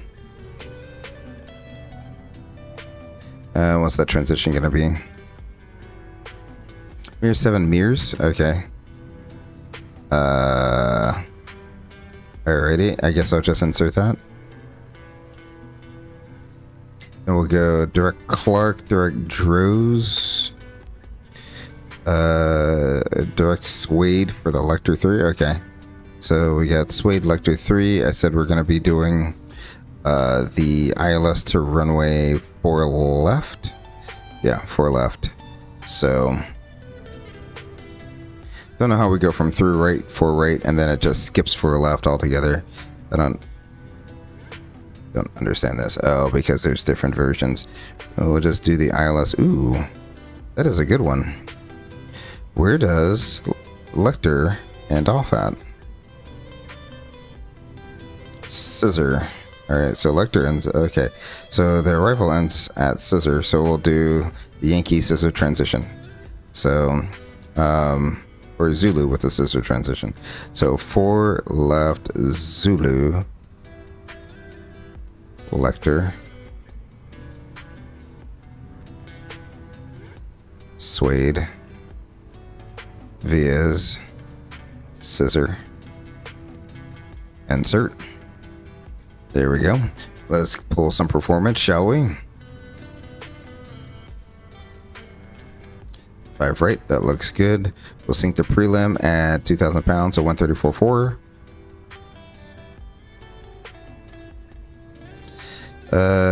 And we won't take a credit for headwind. We'll calculate that on out. Somehow we have a flaps 3 takeoff. I still don't understand how they do their calculations, but it is what it is. There's no way on a runway that long you're doing flaps 3 at this light of a weight. Like it literally makes no sense. Let me say this again. It makes no sense that you're this light taking off on a runway that has 10,000 feet and it's a flaps 3 takeoff. The Fenix, whatever your engineers are smoking to get this takeoff data, please take them off. This is woefully incorrect. So it is what it is. Packs on, anti-SOF, force token, no. So there's no way. I mean, yes, you can have a flex temp of 73 with flaps 1. We have the runway for it. This combination of flaps 3 with a super high flex makes no sense to me. Anyway, that's in there. We will go ahead and make our descent a 290 knot descent, and I forgot to turn off the replay. Okay, so that one's saved. That's gonna take up a lot of hard drive space. Thank you very much. There we go. So we did 290 in the descent there. Let's go ahead and we'll copy our active here. Excellent. No one is online. We can go ahead and set 23,000 feet here. Get our flight directors on. We can hide that. Load up the airport here. We're looking for 3943.0. So data monitor 3943.1, and we're looking for 08617.7, 08617.8. That looks good. The Indy looks good. We have I don't know why I have to double press that now. We have V1, V2, climate nav, blue, flight directors 1 and 2. Don't need to check the oxygen as we did it on the first flight out of here. We can go ahead and ask our Ghost FO if he's ready for a briefing. And he says, yep. So we'll go ahead and ask him what threats he have. Other than a short flight, long taxi should be pretty straightforward. Maybe a little bit of weather in the area. I would agree with those threats. If we need to turn the radar on, that doesn't work, then we'll turn the radar on. To mitigate that threat, we'll taxi out. I'm thinking, let's just do it simple. We'll just go all the way around the ramp to uniform. So going up hotel and then Charlie, Romeo, Charlie. Yeah, you know what? Let's go Hotel Romeo and Charlie. We'll do Hotel Romeo and Charlie all the way down to Charlie 10. Plan of flaps 3 flex. Standard reject considerations. Any questions about what we need to reject? 4? Nope. All right, excellent. If we lose an engine after V1, we'll climb straight ahead to about 5,000 feet. Clean up the aircraft with the ECAM. And plan on a return to, I mean, the only runway is 5 right. So we'll come back around to 5 right. Otherwise, we'll continue out on the SID here, which let's go ahead and verify this. So off of 5 right, it's going to be 050 heading. This is very interesting. Okay, so 5 right, 050 to 3.3 DME or assigned heading and maintain 5,000 feet. So straight ahead till you get to there. No turns before that. 0.3 DME. IOQV, is it? IOQV. Okay. It's very interesting. The Indianapolis has some weird SIDs where it's like you get a claim to a DME before you make a turn. Okay, guys. And then from there, we will go to Mears. Okay. Figured it'd be radar vector as a brickyard, but okay, Mears. And then from Mears, we'll proceed direct to Clark.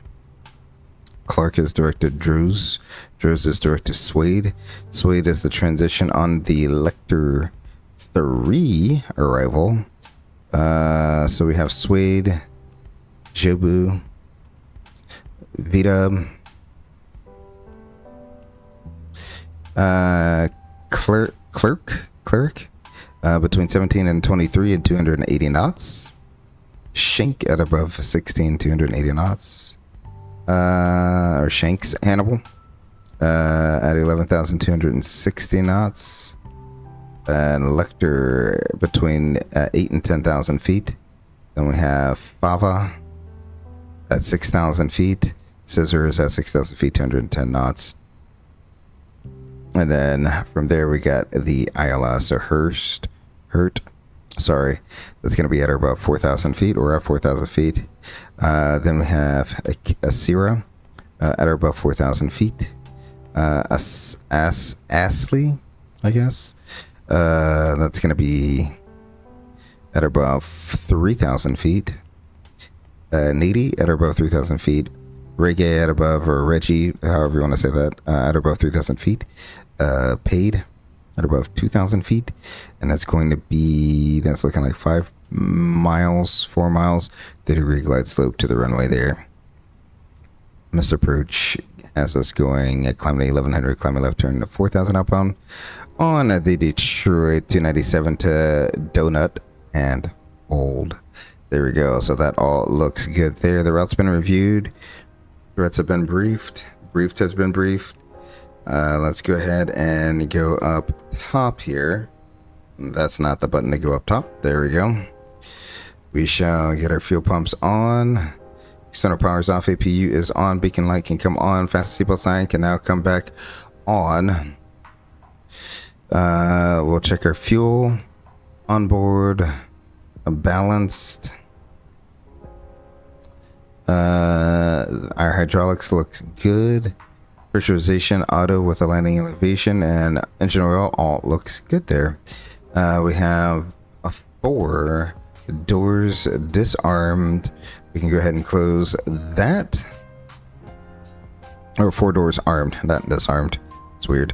Let's go ahead and accept our final closeout here.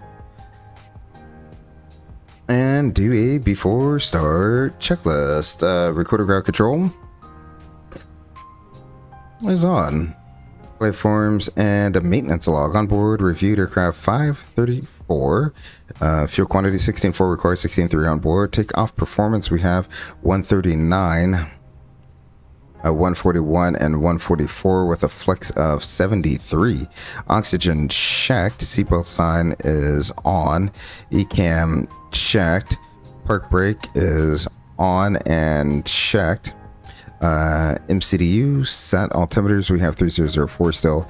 And departure briefing is reviewed. The before start checklist is complete. Max Racing says, do you guys have 2 flight control tests or just pilot flying sight? No, because the sight sticks are independent, so both the captain and the first officer need to swing their flight controls to ensure both sight sticks are working correctly. You only see the one doing it on the streams, and for most people you see, most streamers you see flying the Airbus, you only see the one, because that's all we can do, right?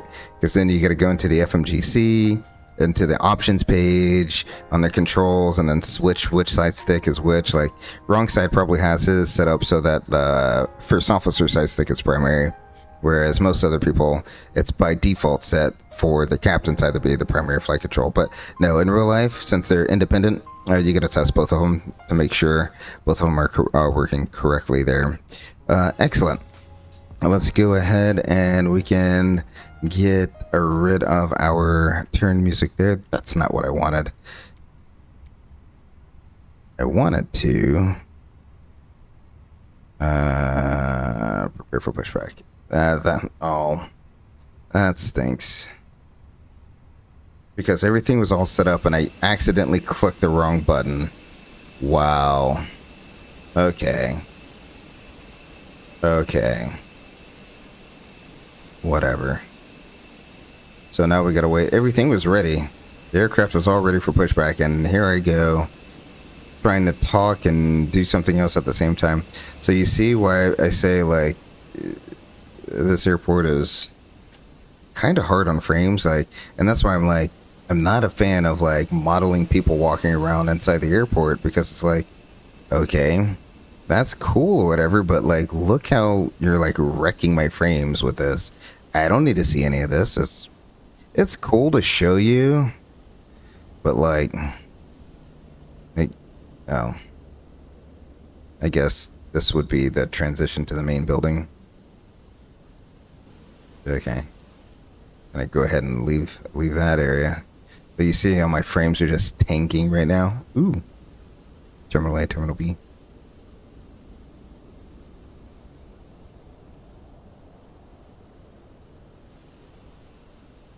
Oh, it's, I mean, it's kind of cool, but you don't need all this, man. You don't need all this. Come on. All you're doing is killing my frames. That's all you're doing, is killing my frames. Alrighty. News right. What we're gonna do. Hello. Thank you. Alright. I'll release the parking brake here in a second. There we go. Back inside. Alright, brakes are released. We're cleared to push. Alright, I'm gonna bring up that sound so you can hear the engine start. Let's go ahead and get engine 1 started. We'll do it from back here. Yeah.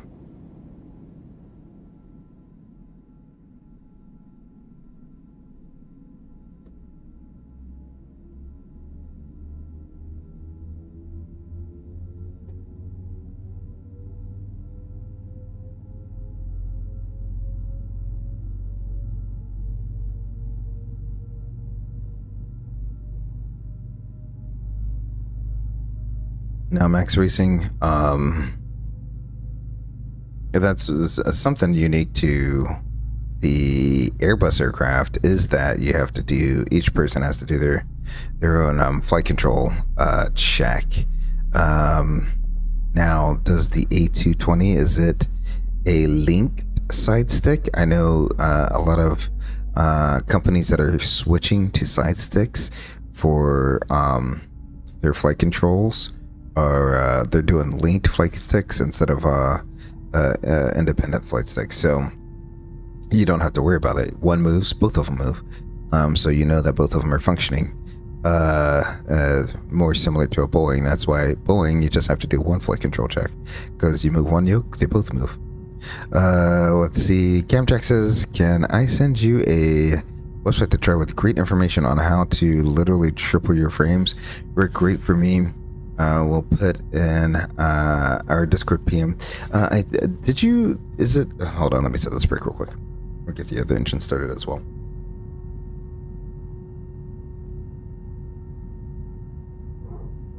Captain Jack Flapsim, I think I saw that you posted that in your Discord channel. I'll have to take a look at it to see. I run everything completely maxed out. I'm running a 13900K with a 4090 and frame gen, and I typically get 40 to 50 frames natively, and then with frame gen, obviously that doubles. Let's see what Fly Live is saying, and while I'm here at Fly Live, let's go ahead and update you.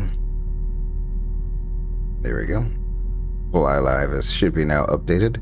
There we go. Yeah, so like right now I'm getting natively 40 frames a second. It's the scenery that's highly unoptimized, and the reason for that is it's got the transparent windows, it's got people walking around the terminal, it's got people sitting in the terminal, it has all these assets all over the place that I could absolutely care less about. So it absolutely kills my frames, and it's like I said, I'm getting 40 frames a second, and it's not that I can't run it, because obviously at 40 frames a second it's running it. It's just you're getting these starters here and there, and it's only in Indianapolis where I get it. It's still running pretty smooth, right? But still, from time to time, you get some stutters that are just pretty jarring. All right, looks like we have 2 good engine starts. Let's go flaps 3 for some reason on a 10,000 foot runway on a very light 319, whatever that's all about.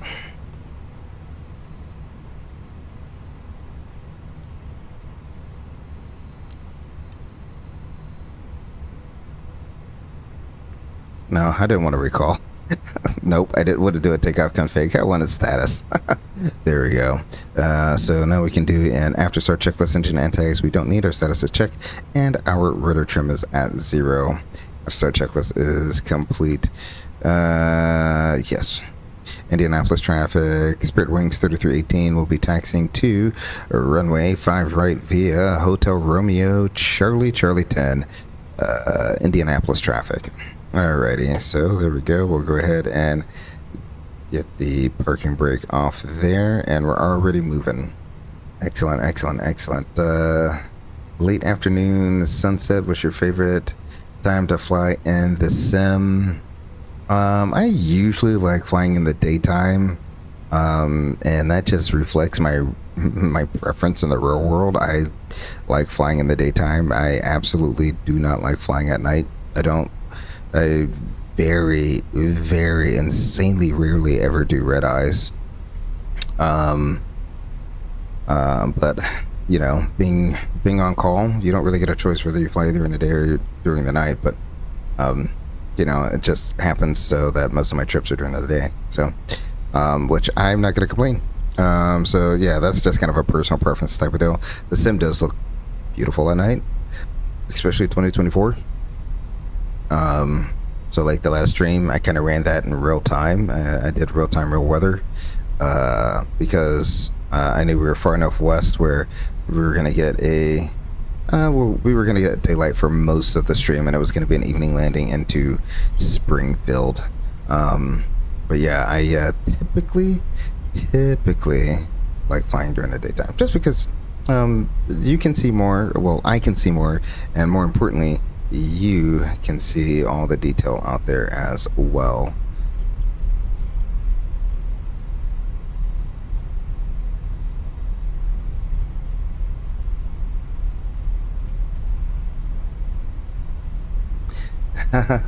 Alright, so you say I like to have yours sometimes live, so the light outside your window matches the light in the sim, and your eyes can adjust. Oh, you're taking it to the next level realism. You're trying to get your night vision adjusted to nighttime in the sim too. Alright, there we go. Just make sure you don't have any bright white lights around. Alrighty, let's see. Let's go ahead and do a flight control check, shall we? Full up. Full down. Neutral. Full left. Full right. Neutral. Rudders. Full left. The rudders are sliding in. Full right. Neutral. There we go. We'll go ahead and get the brakes on to max. When I make this turn, I forgot to load in the final load sheet numbers there, so we'll try to do that.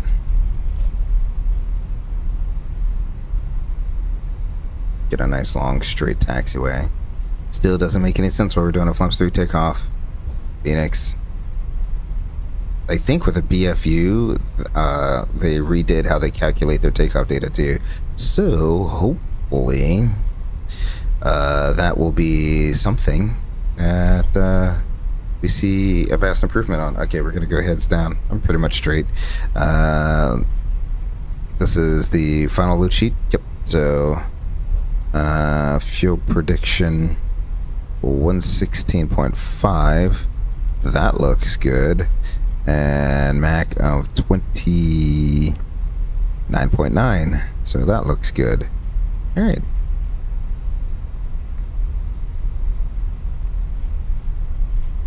So let's go ahead and do a before takeoff checklist flaps. We have 3 planned and 3 indicated. Takeoff data and speeds are all checked. Weight. So 132.6. We were looking at 132.4. Stab trim. We got 28.8%, and we got 28.2% flight controls are checked. ECAM memo takeoff no blue to the line. We can go ahead and go below the line. Flight attendants prepare for takeoff. There we go. Below the line, runway and FMS, we have runway. I'll put flight plan here, performance page here. Runway 5 right in the box on the screen and out the window. That is checked. Minimum takeoff fuel.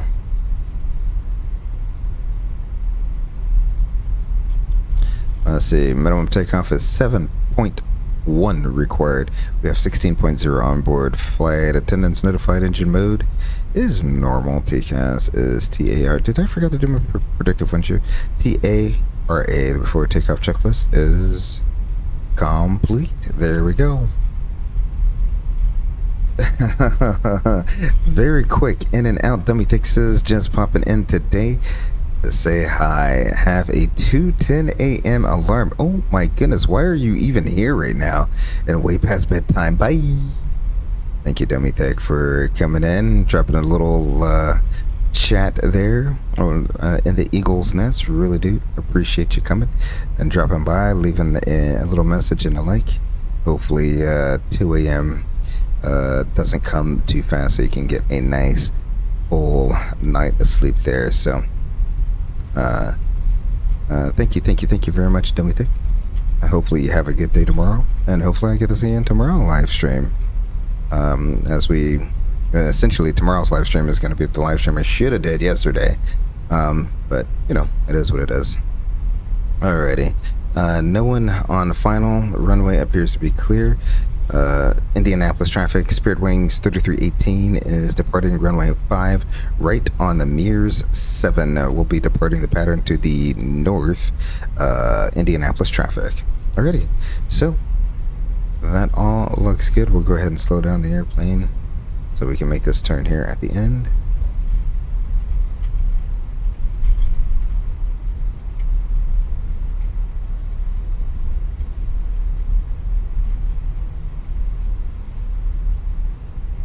Forgot to turn the volume back down. That's okay. We'll do it after we get in the air. Would you ever consider flying wide bodies? I think you did. You ask that the other day, or was that aviation geek? No, that's not in the cards right now. Let's go ahead and turn our fasten seatbelt sign on, or let our flight attendants know we're taking the runway.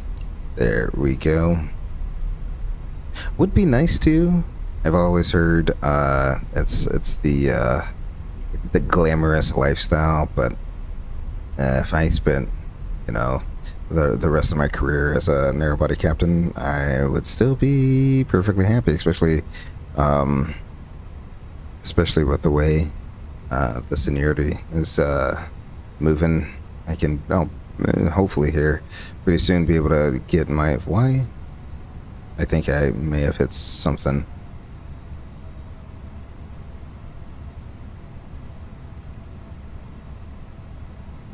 Is why. Why does it feel like the brakes are being ridden right now? Kind of weird. Maybe we're going uphill and I don't realize it. That's probably what it is. But you know, the crazy thing with the way the industry has been the last few years. You know, one of my buddies said, you know, it took his dad 20 years to become a captain. And you know, most people are going to be captains for 20 years. Like, you know, that's the crazy thing about how this industry has just absolutely been flipped on its head. Alrighty, everything is all set. We're ready to go. All lights are on. Volume's up. Here we go. I'll see you in the air.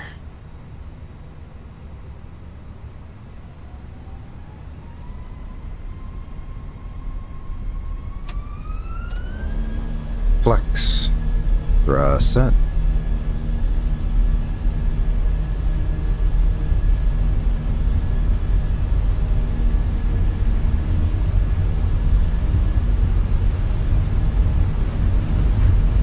Indy checked.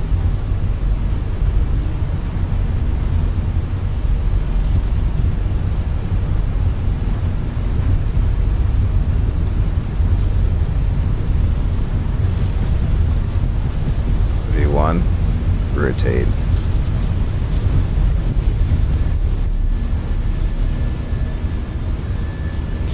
Positive rate, you're out.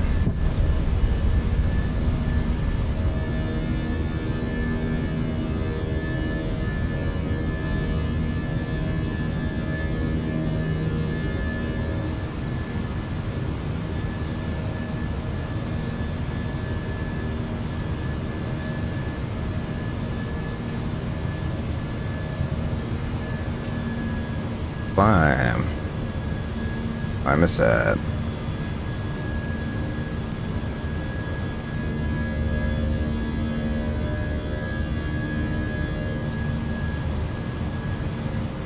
And you see, Camjet Flight Sim is like the second we're away from the airport, I'm no longer getting any stutters.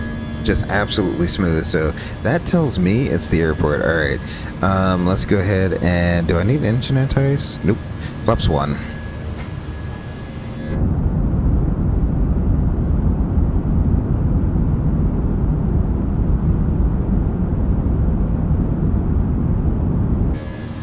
Alrighty, we'll pop the autopilot on.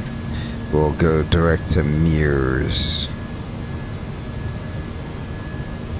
That looks good. Excellent. We'll go ahead and zoom out so we got that.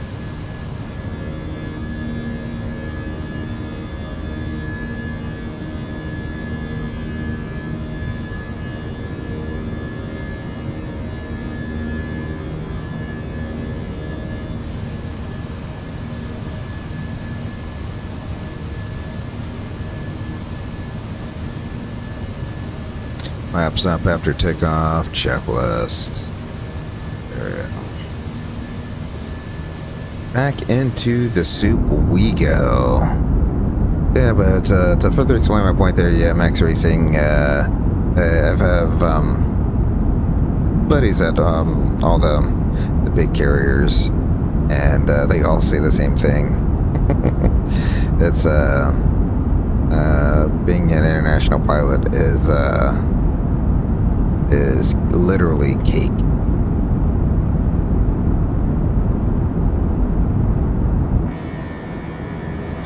Beautiful. I'll turn the volume back down again to a more reasonable level. There we go.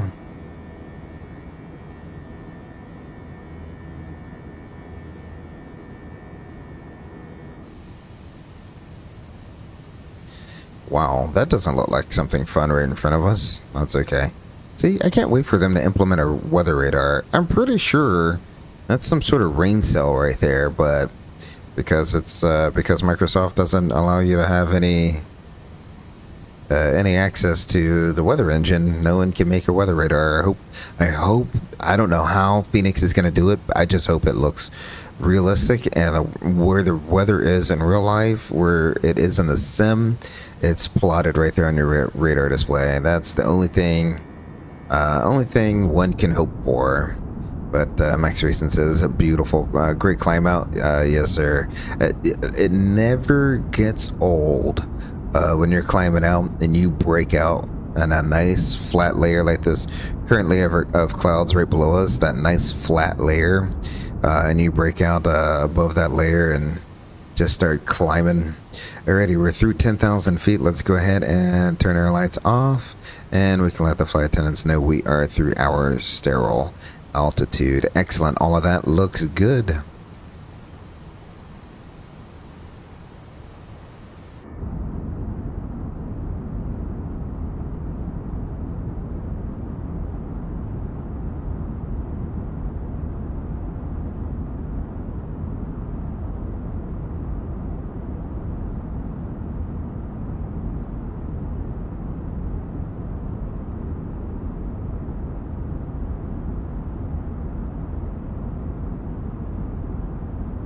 Love it. The wing doesn't flex too much, and in fact in a 319 you don't really get a crazy amount of wing flex. Heading, nope. Well, heading mode. Why heading mode? What's going on? Oh, to avoid that rain show. Yeah, if I had the radar on and it was actually painting that, then I definitely would. But and the sim's not going to show it on the radar, so why should I even try? Alrighty. So, but yeah, that's what you would do in real life. You would first ask ATC, and they would give you deviations left or right, and you pick which direction you want to go. You want to go left, you go left. You want to go right, you go right. Put it in the heading mode, and when you do that, you're going to get the triple click. That means you're in open climb now instead of managed climb. You're also in the heading mode. So that's what you kind of want to do. And we'll go ahead and manage our climb as well. Again, do a managed climb. Excellent.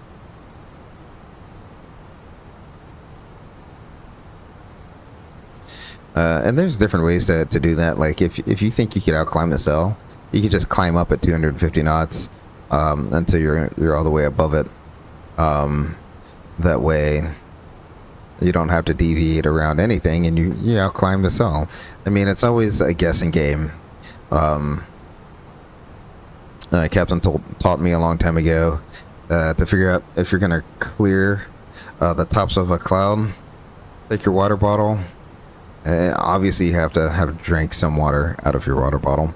But take your water bottle, turn it sideways, put it on the glare shield, and keep it level. And if the cloud pops up above the waterline, you're not going to make it. If the cloud is below the waterline, you're going to clear it. So super, super high-end technology that we use on the flight deck there.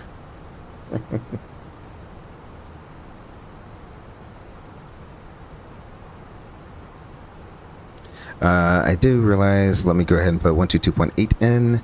And while I'm here, let's get the CTAF for Detroit.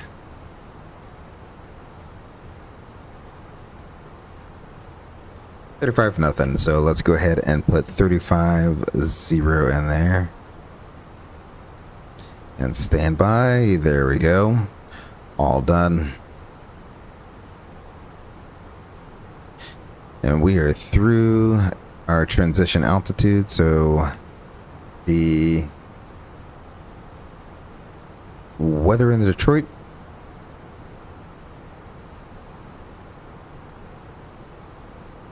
Weather currently showing 3014, so we'll set that in there 3 times. So we got 14, 3014 set once, 3014 set twice, and 3014 set thrice. There we go. Boom. So I was watching Mickey Mike's stream last night as well, and he has succumbed to some of the woes that is flight sim. So like how the other day when we were coming into Salt Lake City and the flight sim just the simulator just stopped wanting to work. It's literally at the most inopportune time the simulator just doesn't want to work. It's absolutely frustrating. It is furious how you can do a 17-hour flight and a 777 and the sim will run smoothly the entire time, but the second you do a 1-hour flight, try to turn and burn and do another 1-hour flight, nope, sim's gonna crash. I don't understand it. Seems like we've leveled off here at our cruising altitude, but unlike the first flight, what we're gonna do is I'm gonna take control of our speed. We're going to go up to 345 knots here. There we go. Because we're already under our max landing weight, I have plenty of gas to burn, so I'm not too worried about that. Ooh, let me bring... There we go. We're above the clouds now, so I guess I need to brighten that up a little bit. I got the ILS Zulu for left. That looks good. We reviewed the arrival. So all of that is good. We can just sit here and cruise along now.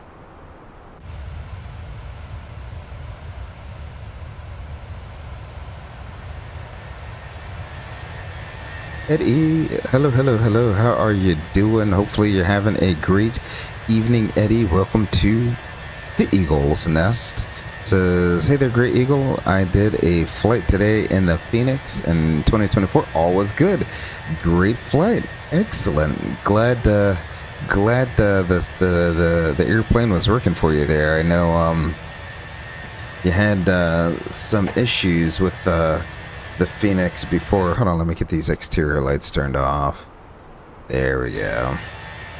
I know you said you were having some issues with the aircraft not wanting to fly the flight plan that you put in, so hopefully it's and you said it was more on again, off again, so hopefully if you the issue has been resolved, hopefully. Let's go ahead and get some cruise tunes going here. There we go.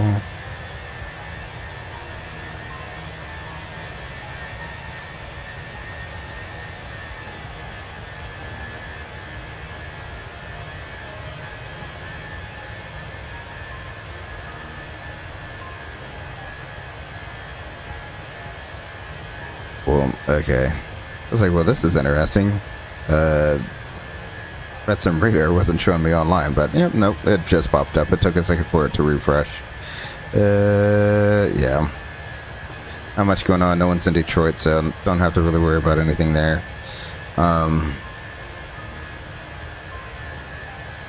But yeah, I've never had any issues at E, so I'm glad that your sim is back up and functioning well again, because it's no fun when you're having to fight the airplane, figure out what it's doing and where it's going.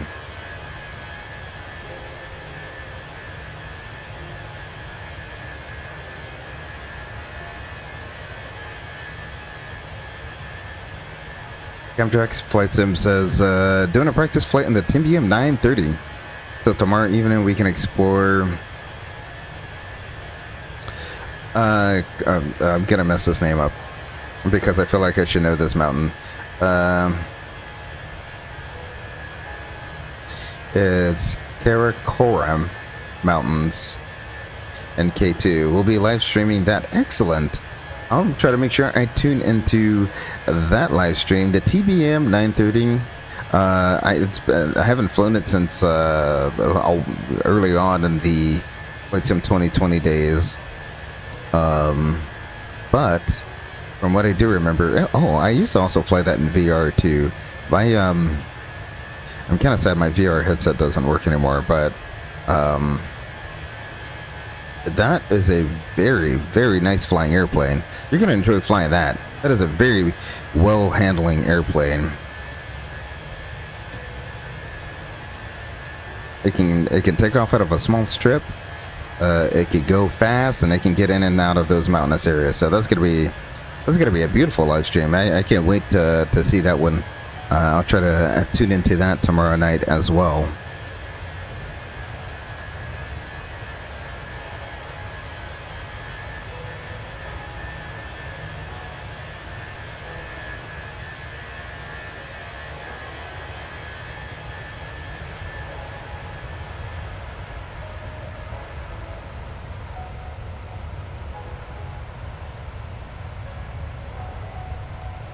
As you can see, I'll take us back inside. This airplane comfortably will do 345 knots down here at flight level 3 or 230. It has absolutely no issues doing that. Wants us to set the destination data in. We can go ahead and do that. I want the iPad. There we go. So flight plan's been reviewed. We have IHJT 11195, 11195. That looks good. A front course of 036 and a 30-degree glide slope. That all looks good. We've already auto-tuned DXO, so that's good. Detroit's already in there. Excellent. Is that really the closest VOR to us? Well, it seems like it wouldn't be, but it is what it is.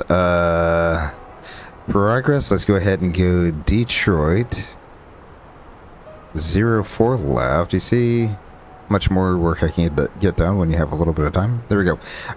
Detroit 04 left. There we go. Performance approach page. We'll go next, and we have an altimeter of 3014. A temperature of 19 degrees, a little bit warmer, ever so slightly warmer. And a wind of 090. Oh, this is going to be spicy. 090 at 10, gusting 17, so a 7-knot gust. So what I'll probably do, especially since we have a lot of runway, I'll probably do a flaps 3 landing and low auto brakes as per the usual. We'll go up here and do a flaps 3 landing. And what I'll also probably do, let's go ahead and put the Barrow in there, 845. So we'll go ahead and put the Barrow in there. And I'll probably add a few knots to ref here when we get a little bit closer to landing. I'll probably add about 3 knots onto the ref there, whatever it's going to be. So, it is what it is.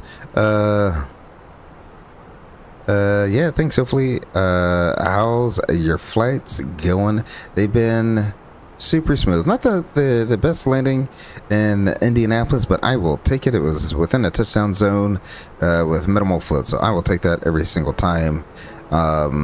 And thus far, fingers crossed, because we still need to get to Detroit, right? No crashies. Kenja Flight Sim says, I'm a huge fan of all things K2 and Everest. K2, the second highest mountain in the world, is a dangerous mountain to climb.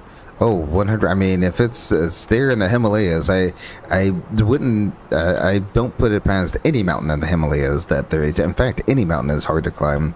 My brother-in-law, years ago now, went to, and he wasn't even going to do the full hike. He was only going to do like part of the hike, and it wasn't even to the summit. It was just like to one of the base camps and then come back down. He went to do Kilimanjaro, I think, years ago. And so, you know, he didn't live in a state that has any mountains. So it's kind of hard for him to get out and practice hiking. And so he did his best by, you know, walking a lot every day is what he ended up doing to prepare, and still wasn't enough. He couldn't make it all the way up to the base camp that the trip was supposed to. He had to turn around and come back down to a lower base camp because I think he was getting a little hypoxic there. But yeah, I mean, mountain climbing is no joke, either way you put it. Let's see. Let's zoom in here. Yep, we're about 10 miles from our top of descent. Let's go ahead and put the bottom altitude. That's going to be, let me hide you. Bottom altitude in Elector is going to be 6,210 knots. So let's go ahead and set 6,000 now. Switch over to hundreds of feet. And I will back the speed off just a tad. In fact, you know what? Yeah, let's bring the speed back just a tad. Let's bring it back to 290 knots, shall we? Since that's the speed I'm supposed to be descending at. And then we can go ahead and manage our descent here. Eddie has a question. What is a nav ATC transponder standby? It shows up on the eCam sometimes and don't know what it means. Okay, so what you're talking about is down here. You're talking about the transponder down here. And what you're probably talking about is this needs to be in TARA before you take off. If it's in standby, you're going to get an eCam message. You give it a little bit of time. Boop, TCAS in standby. So it wants the TCAS to be in TARA before you take off. So I think that's what you're saying. What is nav ATC transponder standby? Yeah. Yeah. So I think that's what you're getting there. And then usually you'll get something down here that says TARA when you're on the ground. When you're in the air, you don't get it, but on the ground, you'll see when it's in TARA or TA only, you should see something down here that says TA, traffic TA or something like that. I forget what the message is, but it'll show up down here as well. And when you take off, you're going to get the eCam message right here to put it in TARA. So that's what you're looking for there. Now, in real life, the transponder down here is a pretty smart transponder. Let me slow up to 280 knots and then manage this. The transponder is actually pretty smart. You can leave this in auto. And right now I can turn it to auto because we're in the air. For some reason in the Fenix, this is a wait on wheel switch for the Mode C.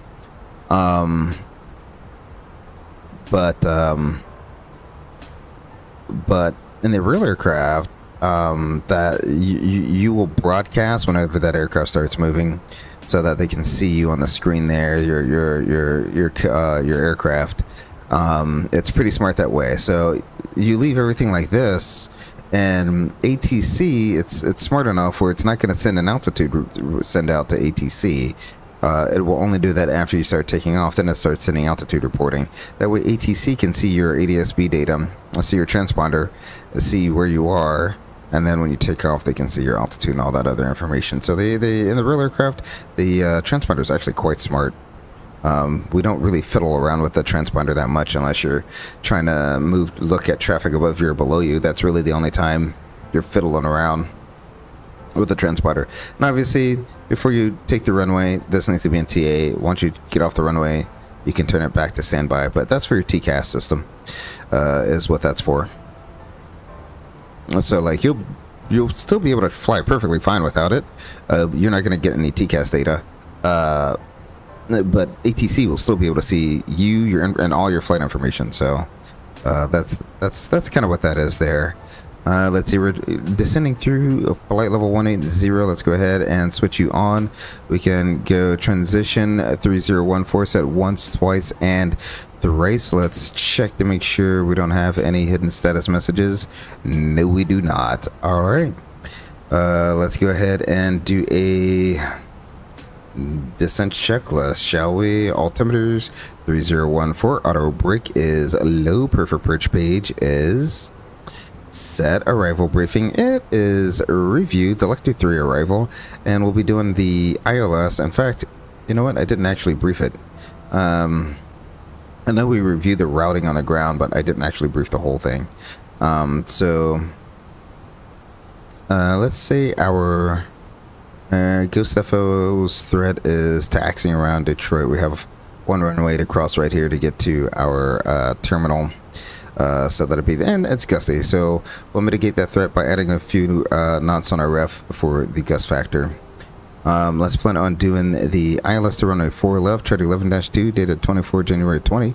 The frequency is 11195, final approach course 036. Paid is at 2,000. 845 is the DA. Touchdown zone is 645, and the MSA around the Detroit VOR is going to be 2,800 feet.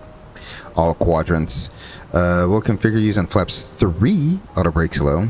Let's plan on doing a soft go run if we need to go miss. That'll be a climb to 1100. Climbing left turn to 4000 outbound on the Detroit 297, radio to Donut, and we'll hold. None of these notes apply to us. The Pappy's on the left, ALSF2 lighting. Plan turning right off the runway. Alpha 4, Alpha 5. Alpha 4 would be optimal. Alpha 5 is still right there at Victor. Then we'll take Victor, we'll cross runway 22 left, and we'll take Kilo right on into the ramp. We're going to be parking at Kilo 17, 18, something like that. Hold on. Let me double check which one I have saved. 17, Delta 17. So that's where we're parked. Delta 17. Sweet deal.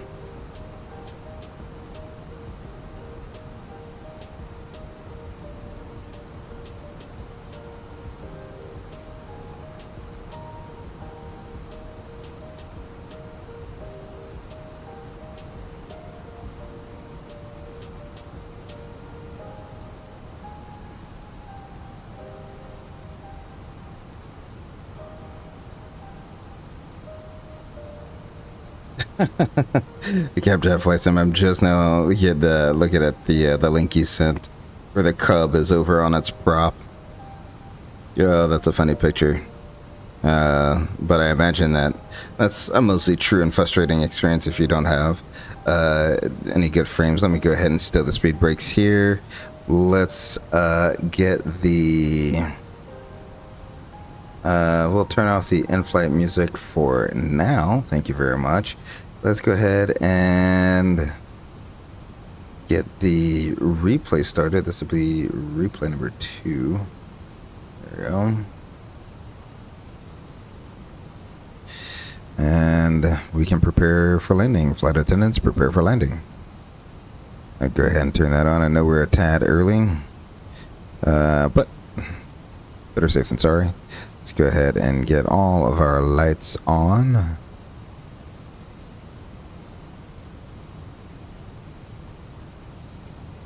Excellent, excellent, excellent. Eddie says, oh, nice. Okay. And now I know more about that. Thanks. Yeah, no problem, Eddie. If if you guys have any questions, let me know.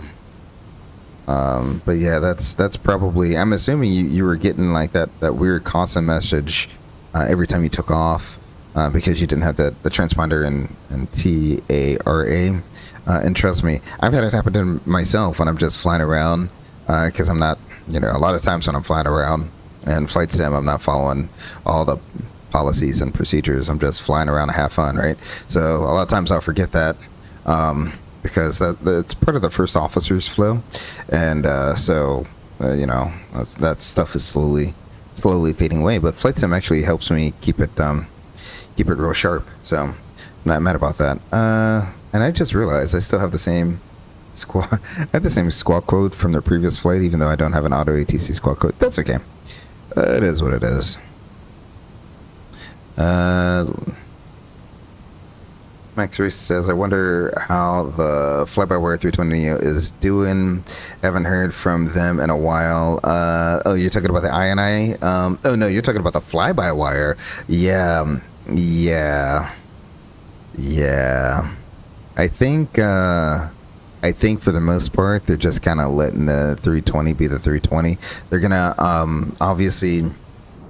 they're working on the 380 more so than the 320, and any systems that overlap from the 380 to the 320, I think they'll update the 320. But otherwise, I think the 320 is pretty much done, because you got you have obviously the Sobo A320 Neo, the fly-by-wire A320 Neo, the version 2, which is the INI A320 Neo, and then here soon you're going to have the Fenix A320 Neo. So the market is going to be absolutely flooded with A320 Neos. At least one of which is free, and two of which are free, and one of which will be payware. And so I think they're kind of looking at, is the juice worth the squeeze at this point, and they may put an end to that whole project altogether. So it is quite unfortunate. Did this thing actually make it at 8,000? No, you don't need. You're right on profile. Don't know what this airplane thinks it's trying to do. But I think that program is slowly just gonna fade away into non-existence. Just landed in Telluride, Colorado Airport, 10,300 feet or so. Man, that was tricky. Managed to get a minus 36. Very nice. Very nice. Hope to see you tomorrow night. Good. Tomorrow night, good sir. Yes, sir. Yes, sir. Yes, sir. Gamjack Flight Sim.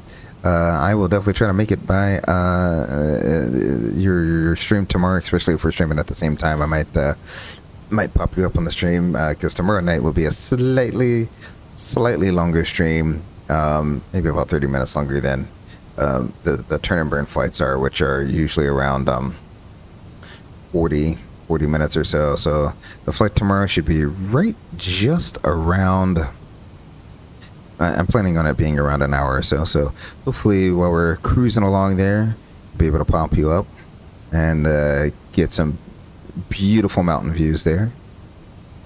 Let's go ahead and select 210 knots. Our approach phase should have automatically activated, and it has. Excellent.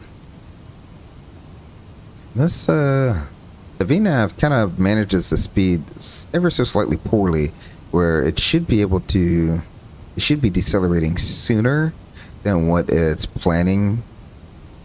I don't know. We'll go 4,000 now. Manage that up. Flaps 1. Speed verified. Excellent.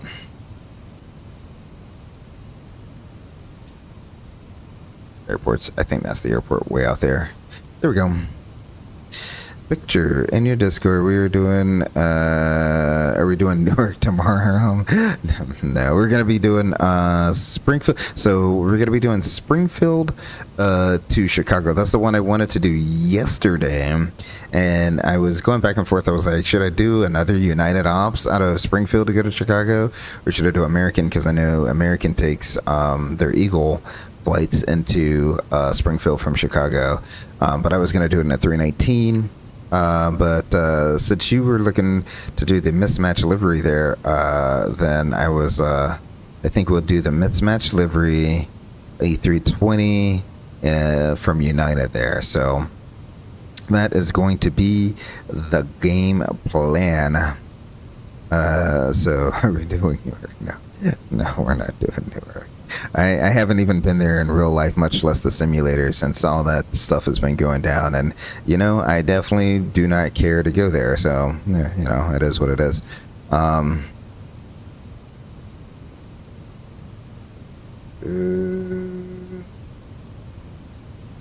Who is the slant DM? Who are you?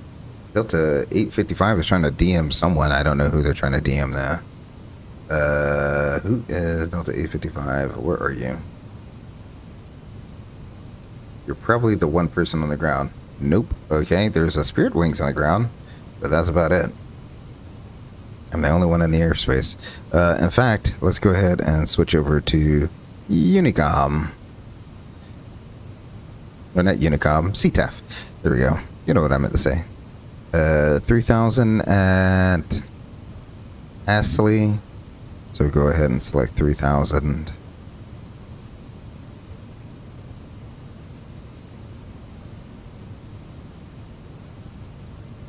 And we're 22 miles out. I will probably wait to arm the localizer here, just because I don't want to arm it too far out here. Let's go ahead and check and get rid of this company message here. Nah.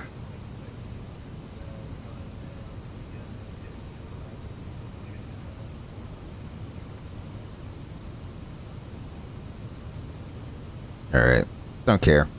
Performance. Wait, actually no, flight plan, I'll be on performance.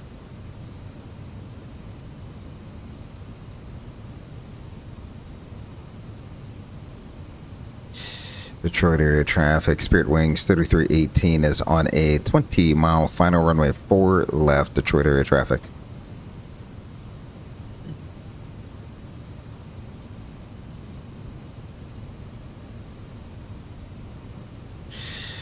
Let's see. But I want to see a 8-hour stream, 8-hour delay stream. Welcome to Flight Simulator Delay 2024, where this whole stream is about sitting on the ground for 6 straight hours, and then we end the stream. That's how we go. We return to the gate, and that's how we go. That's the whole stream. We board up, we'll go taxi around, sit somewhere, shut the engines down, wait there for 6 hours, and then go back to the gate.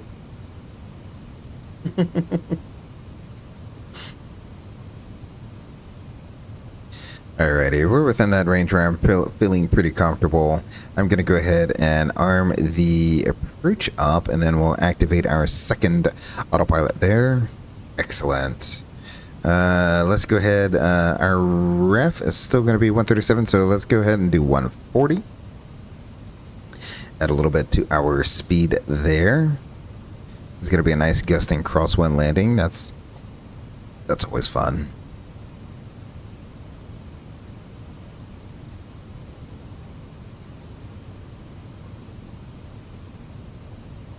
But everything is looking good so far.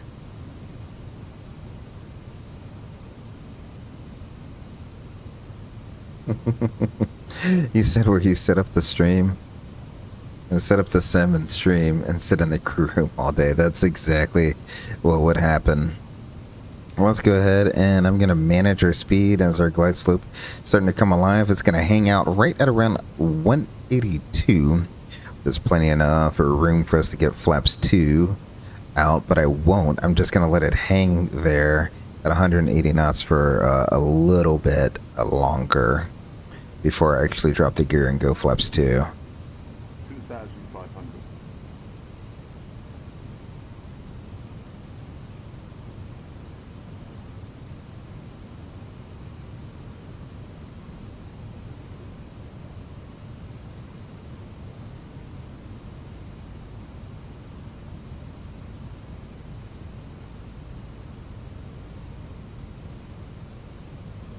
Here we go, glide slope capture. We can set the missile approach altitude, which is 4,000.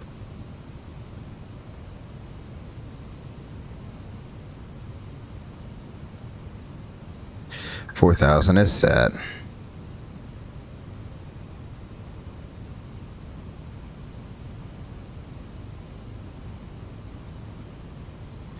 Oh wow, let me, but after we land, Cab Jack, I'll open up my Discord. I don't have my Discord open up right now. I can go ahead and do that though.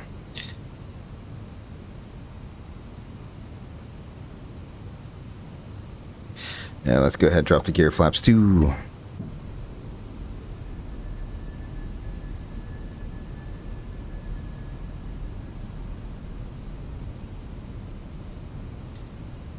Cam Jack, Flight Sim, look at that. And the TBM, and that's one of my favorite liveries of the TBM too. I absolutely love that livery. They're in Telluride, Colorado. Awesome. It's Telluride, yeah, Colorado. That's right. There we go. I'll get you back up. That will get. We'll minimize you. Let me go ahead and get my my charts back up again. Flaps 3, speed verified. And flaps full, speed verified. Detroit area traffic. Spirit Wings 3318 is on a 5-mile final runway, 4 lefts. Detroit traffic.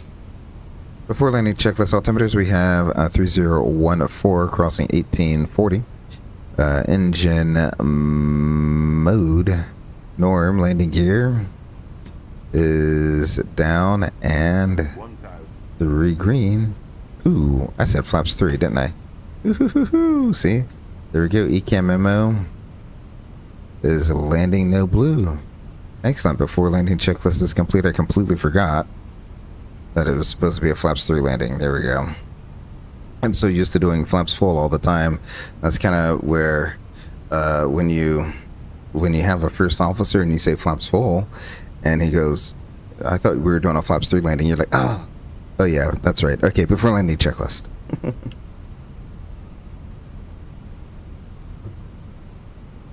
Alrighty, enough of that. I got the runway in sight. Vasties are in sight. Autopilot's coming off. If sound is coming up, I will see you all on the ground. Your stable target sync 7.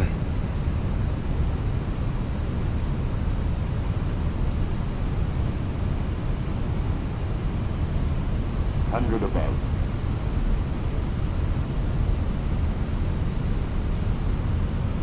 Minimum.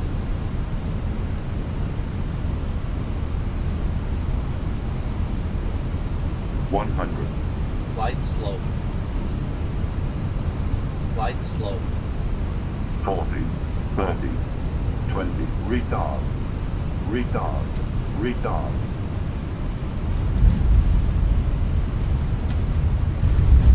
Deployed. Much better. That one I didn't try to yank the side stick up to try to get that flare. It just kind of sits in ground effect. It's very interesting. Alrighty, we'll take the second high speed there. We're at 80 knots. Manual braking. Auto brakes off. We'll bring it back into forward idle. Ladies and gentlemen, welcome to Motor City, USA, Detroit, Michigan. What an absolutely beautiful landing. Let's make the right hand turn off here. And that will put us on. We'll have to make the slight right backtrack here to get back onto Victor there, which is, you know, it is what it is. So we'll slow down just enough to make this turn here.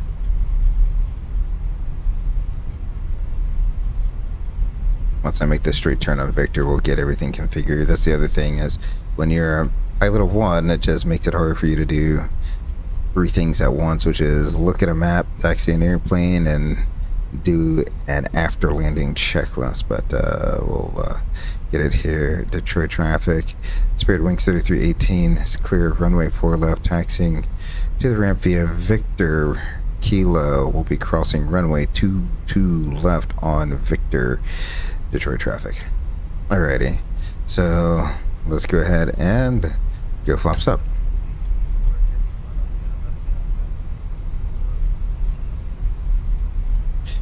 There we go. We can get that back off. So you see how we cross the whole short line? The gas goes back to standby again. So there we go. There you go, Eddie. So taking the runway, you want it to be in TARA, getting off the runway, back in standby.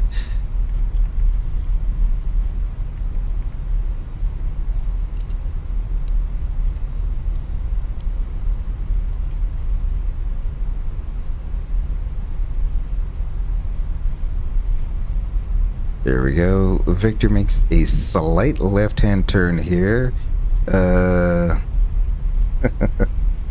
Let's see. Camjet Flight Sim, thank you very much. That's great landing, sir. I want to land like you when I grow up. You know, Camjet Flight Sim, you win some, you lose some, but you take all the nice ones whenever you can. Ed E says, nice landing. Thank you, thank you, thank you. Ed E. The 319 can just be a little picky about how it wants to land. No one appears to be, and I haven't heard anyone, so we'll go ahead and cross here.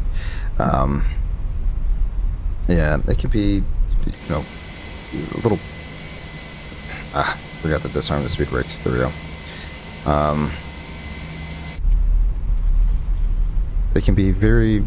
It doesn't want you to put. Well, okay, let me put it like this. It's hard to. It seems like it's very hard to get that flare actually in, because in the real 319, you can actually get that pitch attitude way up there. You don't have to worry about striking the tail. And I do actually like getting a nice, good flare in there in a 319, simply because I like knowing I'm going to touch down on the mains. This one, it feels like you're landing almost too flat. I don't know. Very hard to judge with it. You're coming in and you want to round out. You get your round out in and then flare, but you put in the round out. You're pulling on the stick, but the nose doesn't come up. So the only other option is leave the power in for 1 or 2 Mississippis longer, and then take it out, and then just kind of hold the nose exactly where it is. Alrighty, let's go ahead. We'll turn this off. Let's get a GSX up and going. What did I say? Delta 17? Yep. Let's go ahead and go Delta 17. Nope. Spiritual Wangs. There we go. Excellent. Max Racing says, great landing. Thank you very much, Max Racing. Thank you all very much. Don't always try to go for the beautiful greasy landings, but it is nice when you do get one.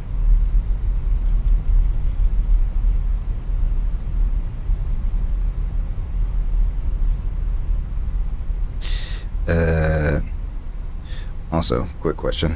Where's Delta 17? Oh, we're at 9, so we have a ways to go before we get the Delta 17.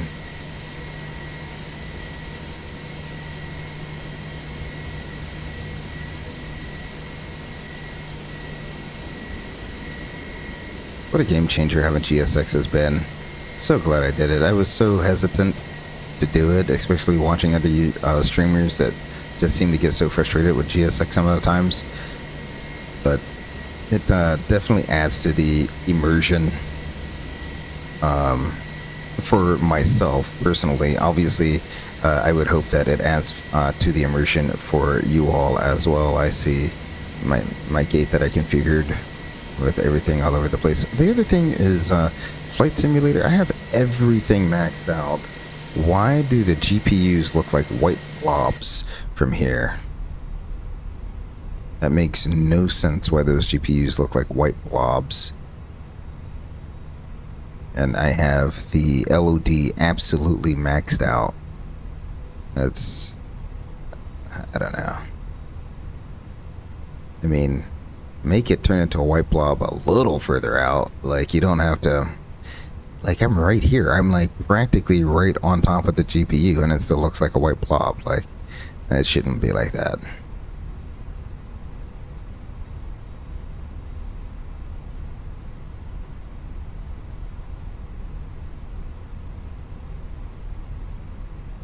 and now the full GPU pops in. It's just weird how that works. I'm not gonna get a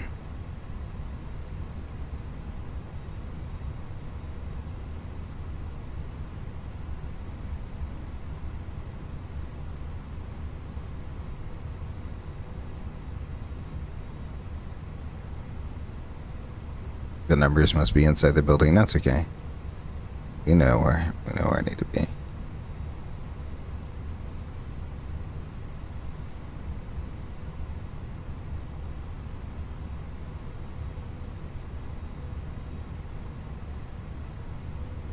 There we go. Beautiful. Alrighty. Parking brake is set. Let's go ahead and go up top. We can turn our fasten seatbelt sign off. Engine 1 can come off. Engine 2 can come off. We can get our fuel pumps off. Flaps 3 can come off, and our beacon light can go off as well. Yep, we'll let it do its deboarding thing. We'll check our engine oil. Looks good. Hydraulic fuel fluids look good. No weird status messages, and we haven't leaked any oxygen. Let's go ahead and get that. Company message. ASC menu. Received messages. Arrival message. Looks good. Alrighty, we'll go ahead and put you on data and aircraft status. There we go. That's the page you would normally be on after you land. Excellent, excellent, excellent. Let's go ahead and go outside. We'll watch the deplaning do deplaning things. Muy bien.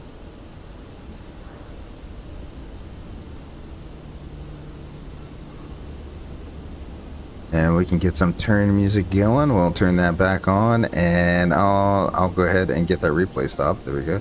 We can stop the recording. Excellent.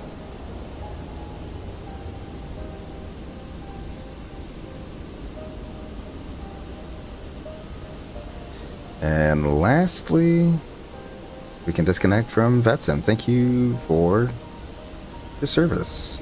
Really do appreciate that.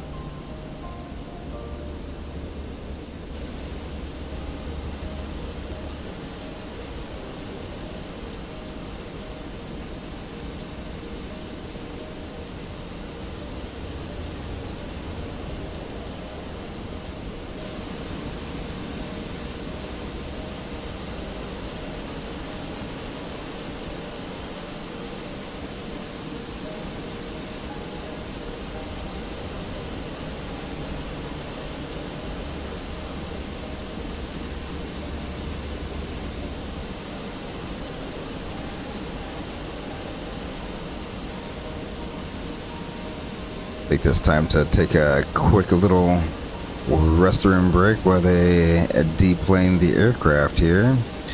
Excellent. And I will be right back.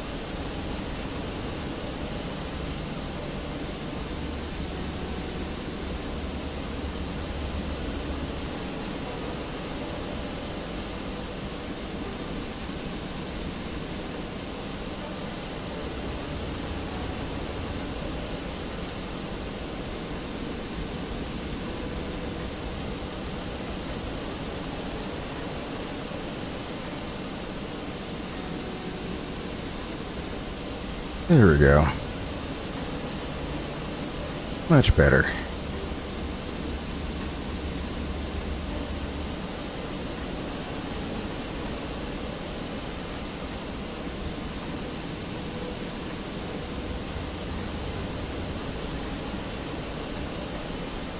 Seemed like there may have been more bags than people on this flight this time around. Although, to be fair, I don't think I reset the sim brief profile in GSX, so there we go. Well, he just took off. There we go. Let's hop back inside.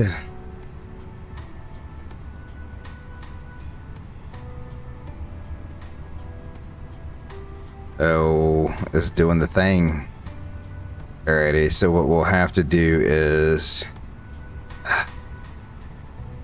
So that's a broken frame gen thing. So what we'll do is we'll just turn off frame gen settings. Frame gen.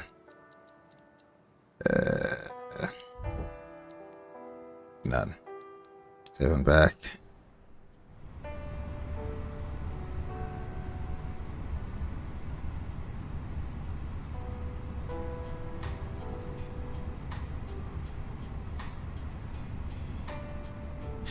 The thing that you'll probably notice with since frame gen is off now is that the cool flight attendant has a little black and yellow scarf that's really cool. Is the frame rate to be, you won't see those artifacting that you see with frame generation being on. So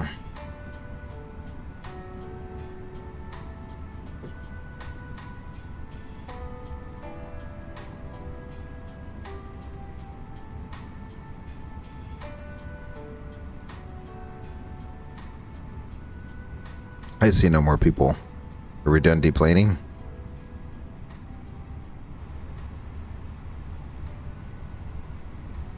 I hear the thing.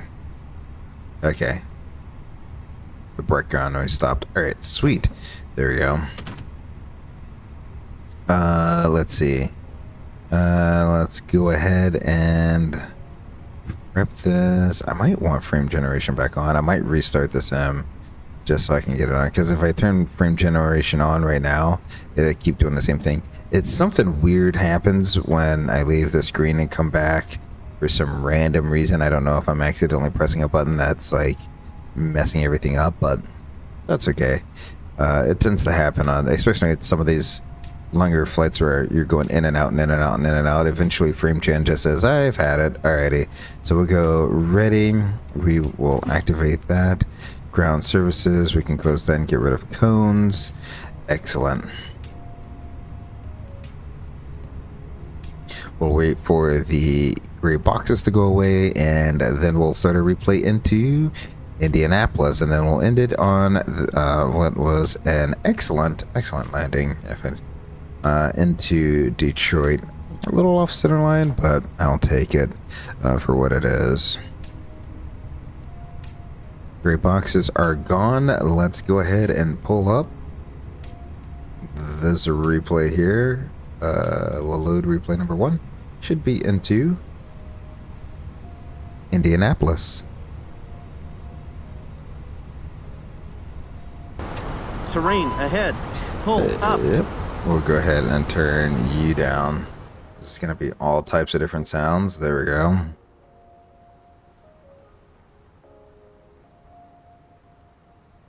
Let's go ahead and fast forward. There we go.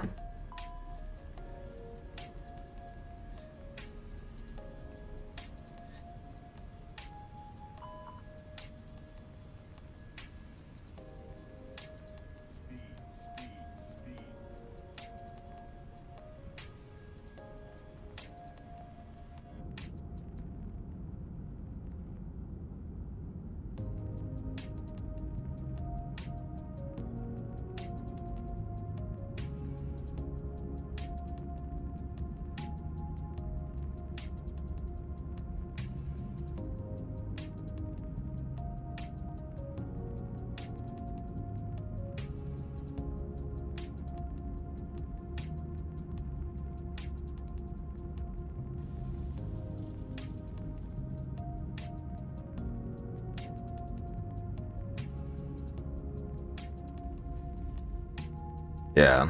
Quite a firm landing. Ooh, it looks like it's been raining here in Indianapolis. Has it been raining there? Alrighty, let's go ahead and we'll change up the view here. Excellent.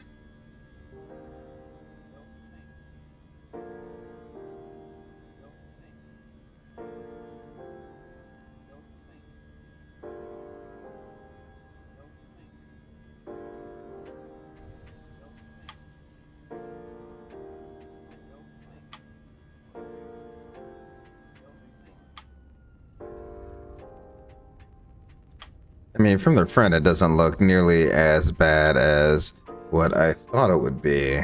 Let's get that view from the outside, shall we? Let's get this view right here.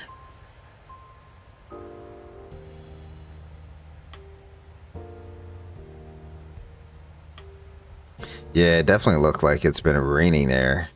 Yeah, about 100 feet shy of the touchdown markers. That's quite alright. I'm not gonna complain about that.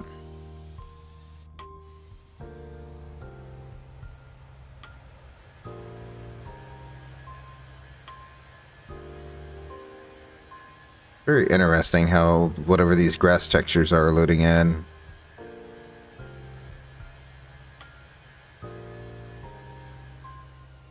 So there's the flare. Yeah, and then it just adds a little bit more. You saw that little nose pop. But the one thing I was happy about is it's pretty much right on center line. So I cannot complain about that. Although we did land kind of in a crab. That's alright. So we'll do this. Come around here.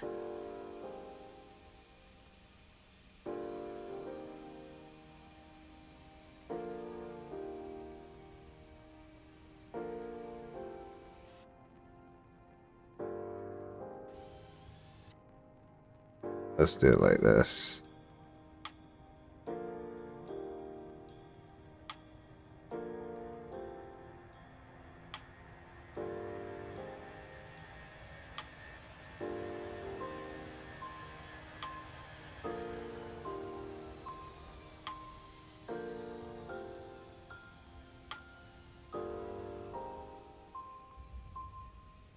Beautiful.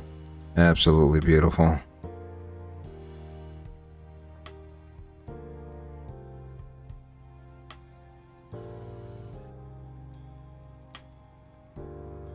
Alright, I'll get this camera back locked on. And then we'll go into our replays for the landing and the landings here. Do that one more time just to make sure it's following. Yep. Okay, there we go. So we'll load replay number 2. There we go. Ed E says, have a good night, sir. Gotta go. Thank you very much for joining the Eagle's Nest tonight. Ed E, really do appreciate having you in the stream. Can't wait to see you at the next stream for sure. Eddie, have a great night, buddy. Alright, let's go ahead and where are we dropping here? Not quite, not quite, not quite. There we go.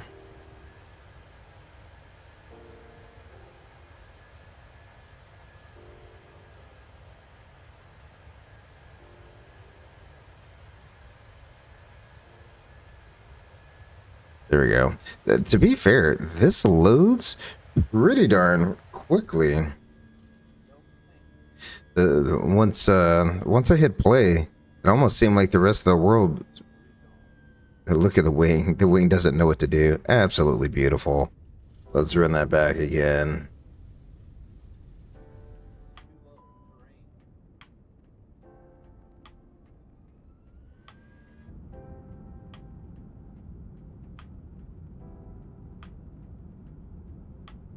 I don't know why I keep going back and forth. I don't have to keep going back and forth now that frame generation is on, because clicking on the screen won't do anything. Usually with frame generation on, you have to click on the screen to get the benefits of the frame generation. But now that I turned it off, look at there. It's a little bit of float, but it just settles right on the runway so smoothly.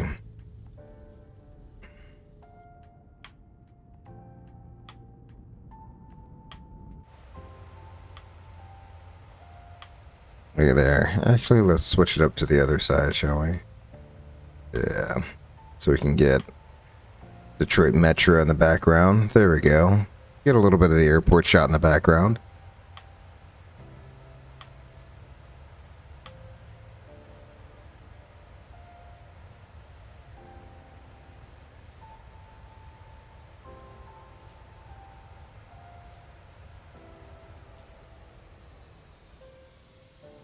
Beautiful. Let me see where that landing spot was. Right just about there. So, which is what? Almost about 1,700 feet past the touchdown markers there. Still within a touchdown zone, but about 1,700 feet past the markers. Not bad. Not bad at all. I will take that any day of the week. Let's see. We want this close-up shot here. There we go.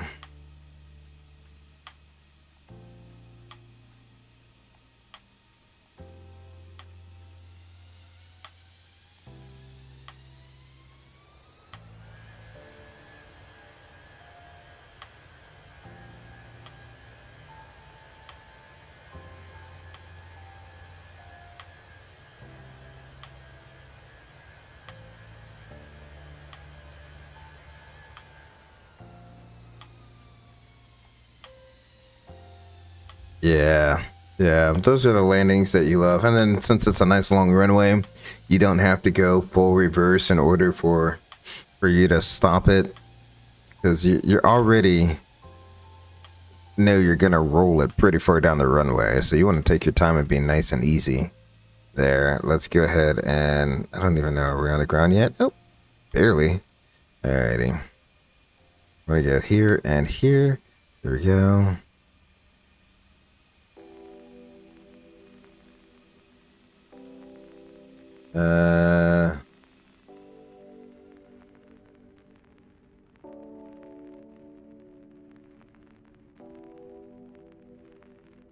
We'll do this one, and then I'll get one as like I'm coming over the numbers type of shot. The over the numbers shot.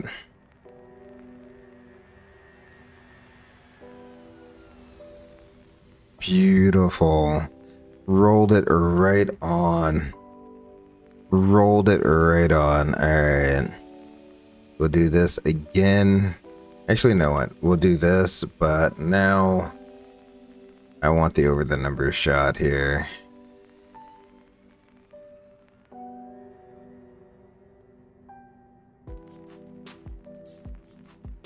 There we go. There's 4L. We get it right over the numbers. Boop. Right here. Actually, just a little higher off the ground.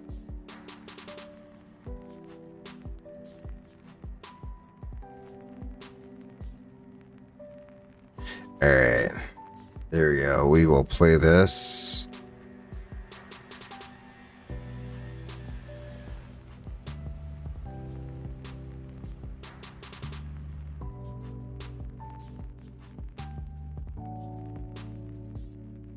Beautiful. Absolutely beautiful. Let's run that back, and we will get to it on the last replay here. Let me unzoom this. Let me unzoom this. There we go.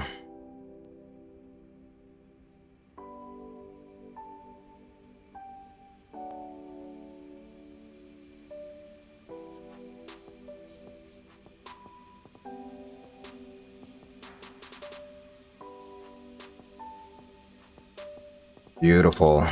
We shall head back inside for our last replay here. Let me go ahead and clear out some of these master cautions.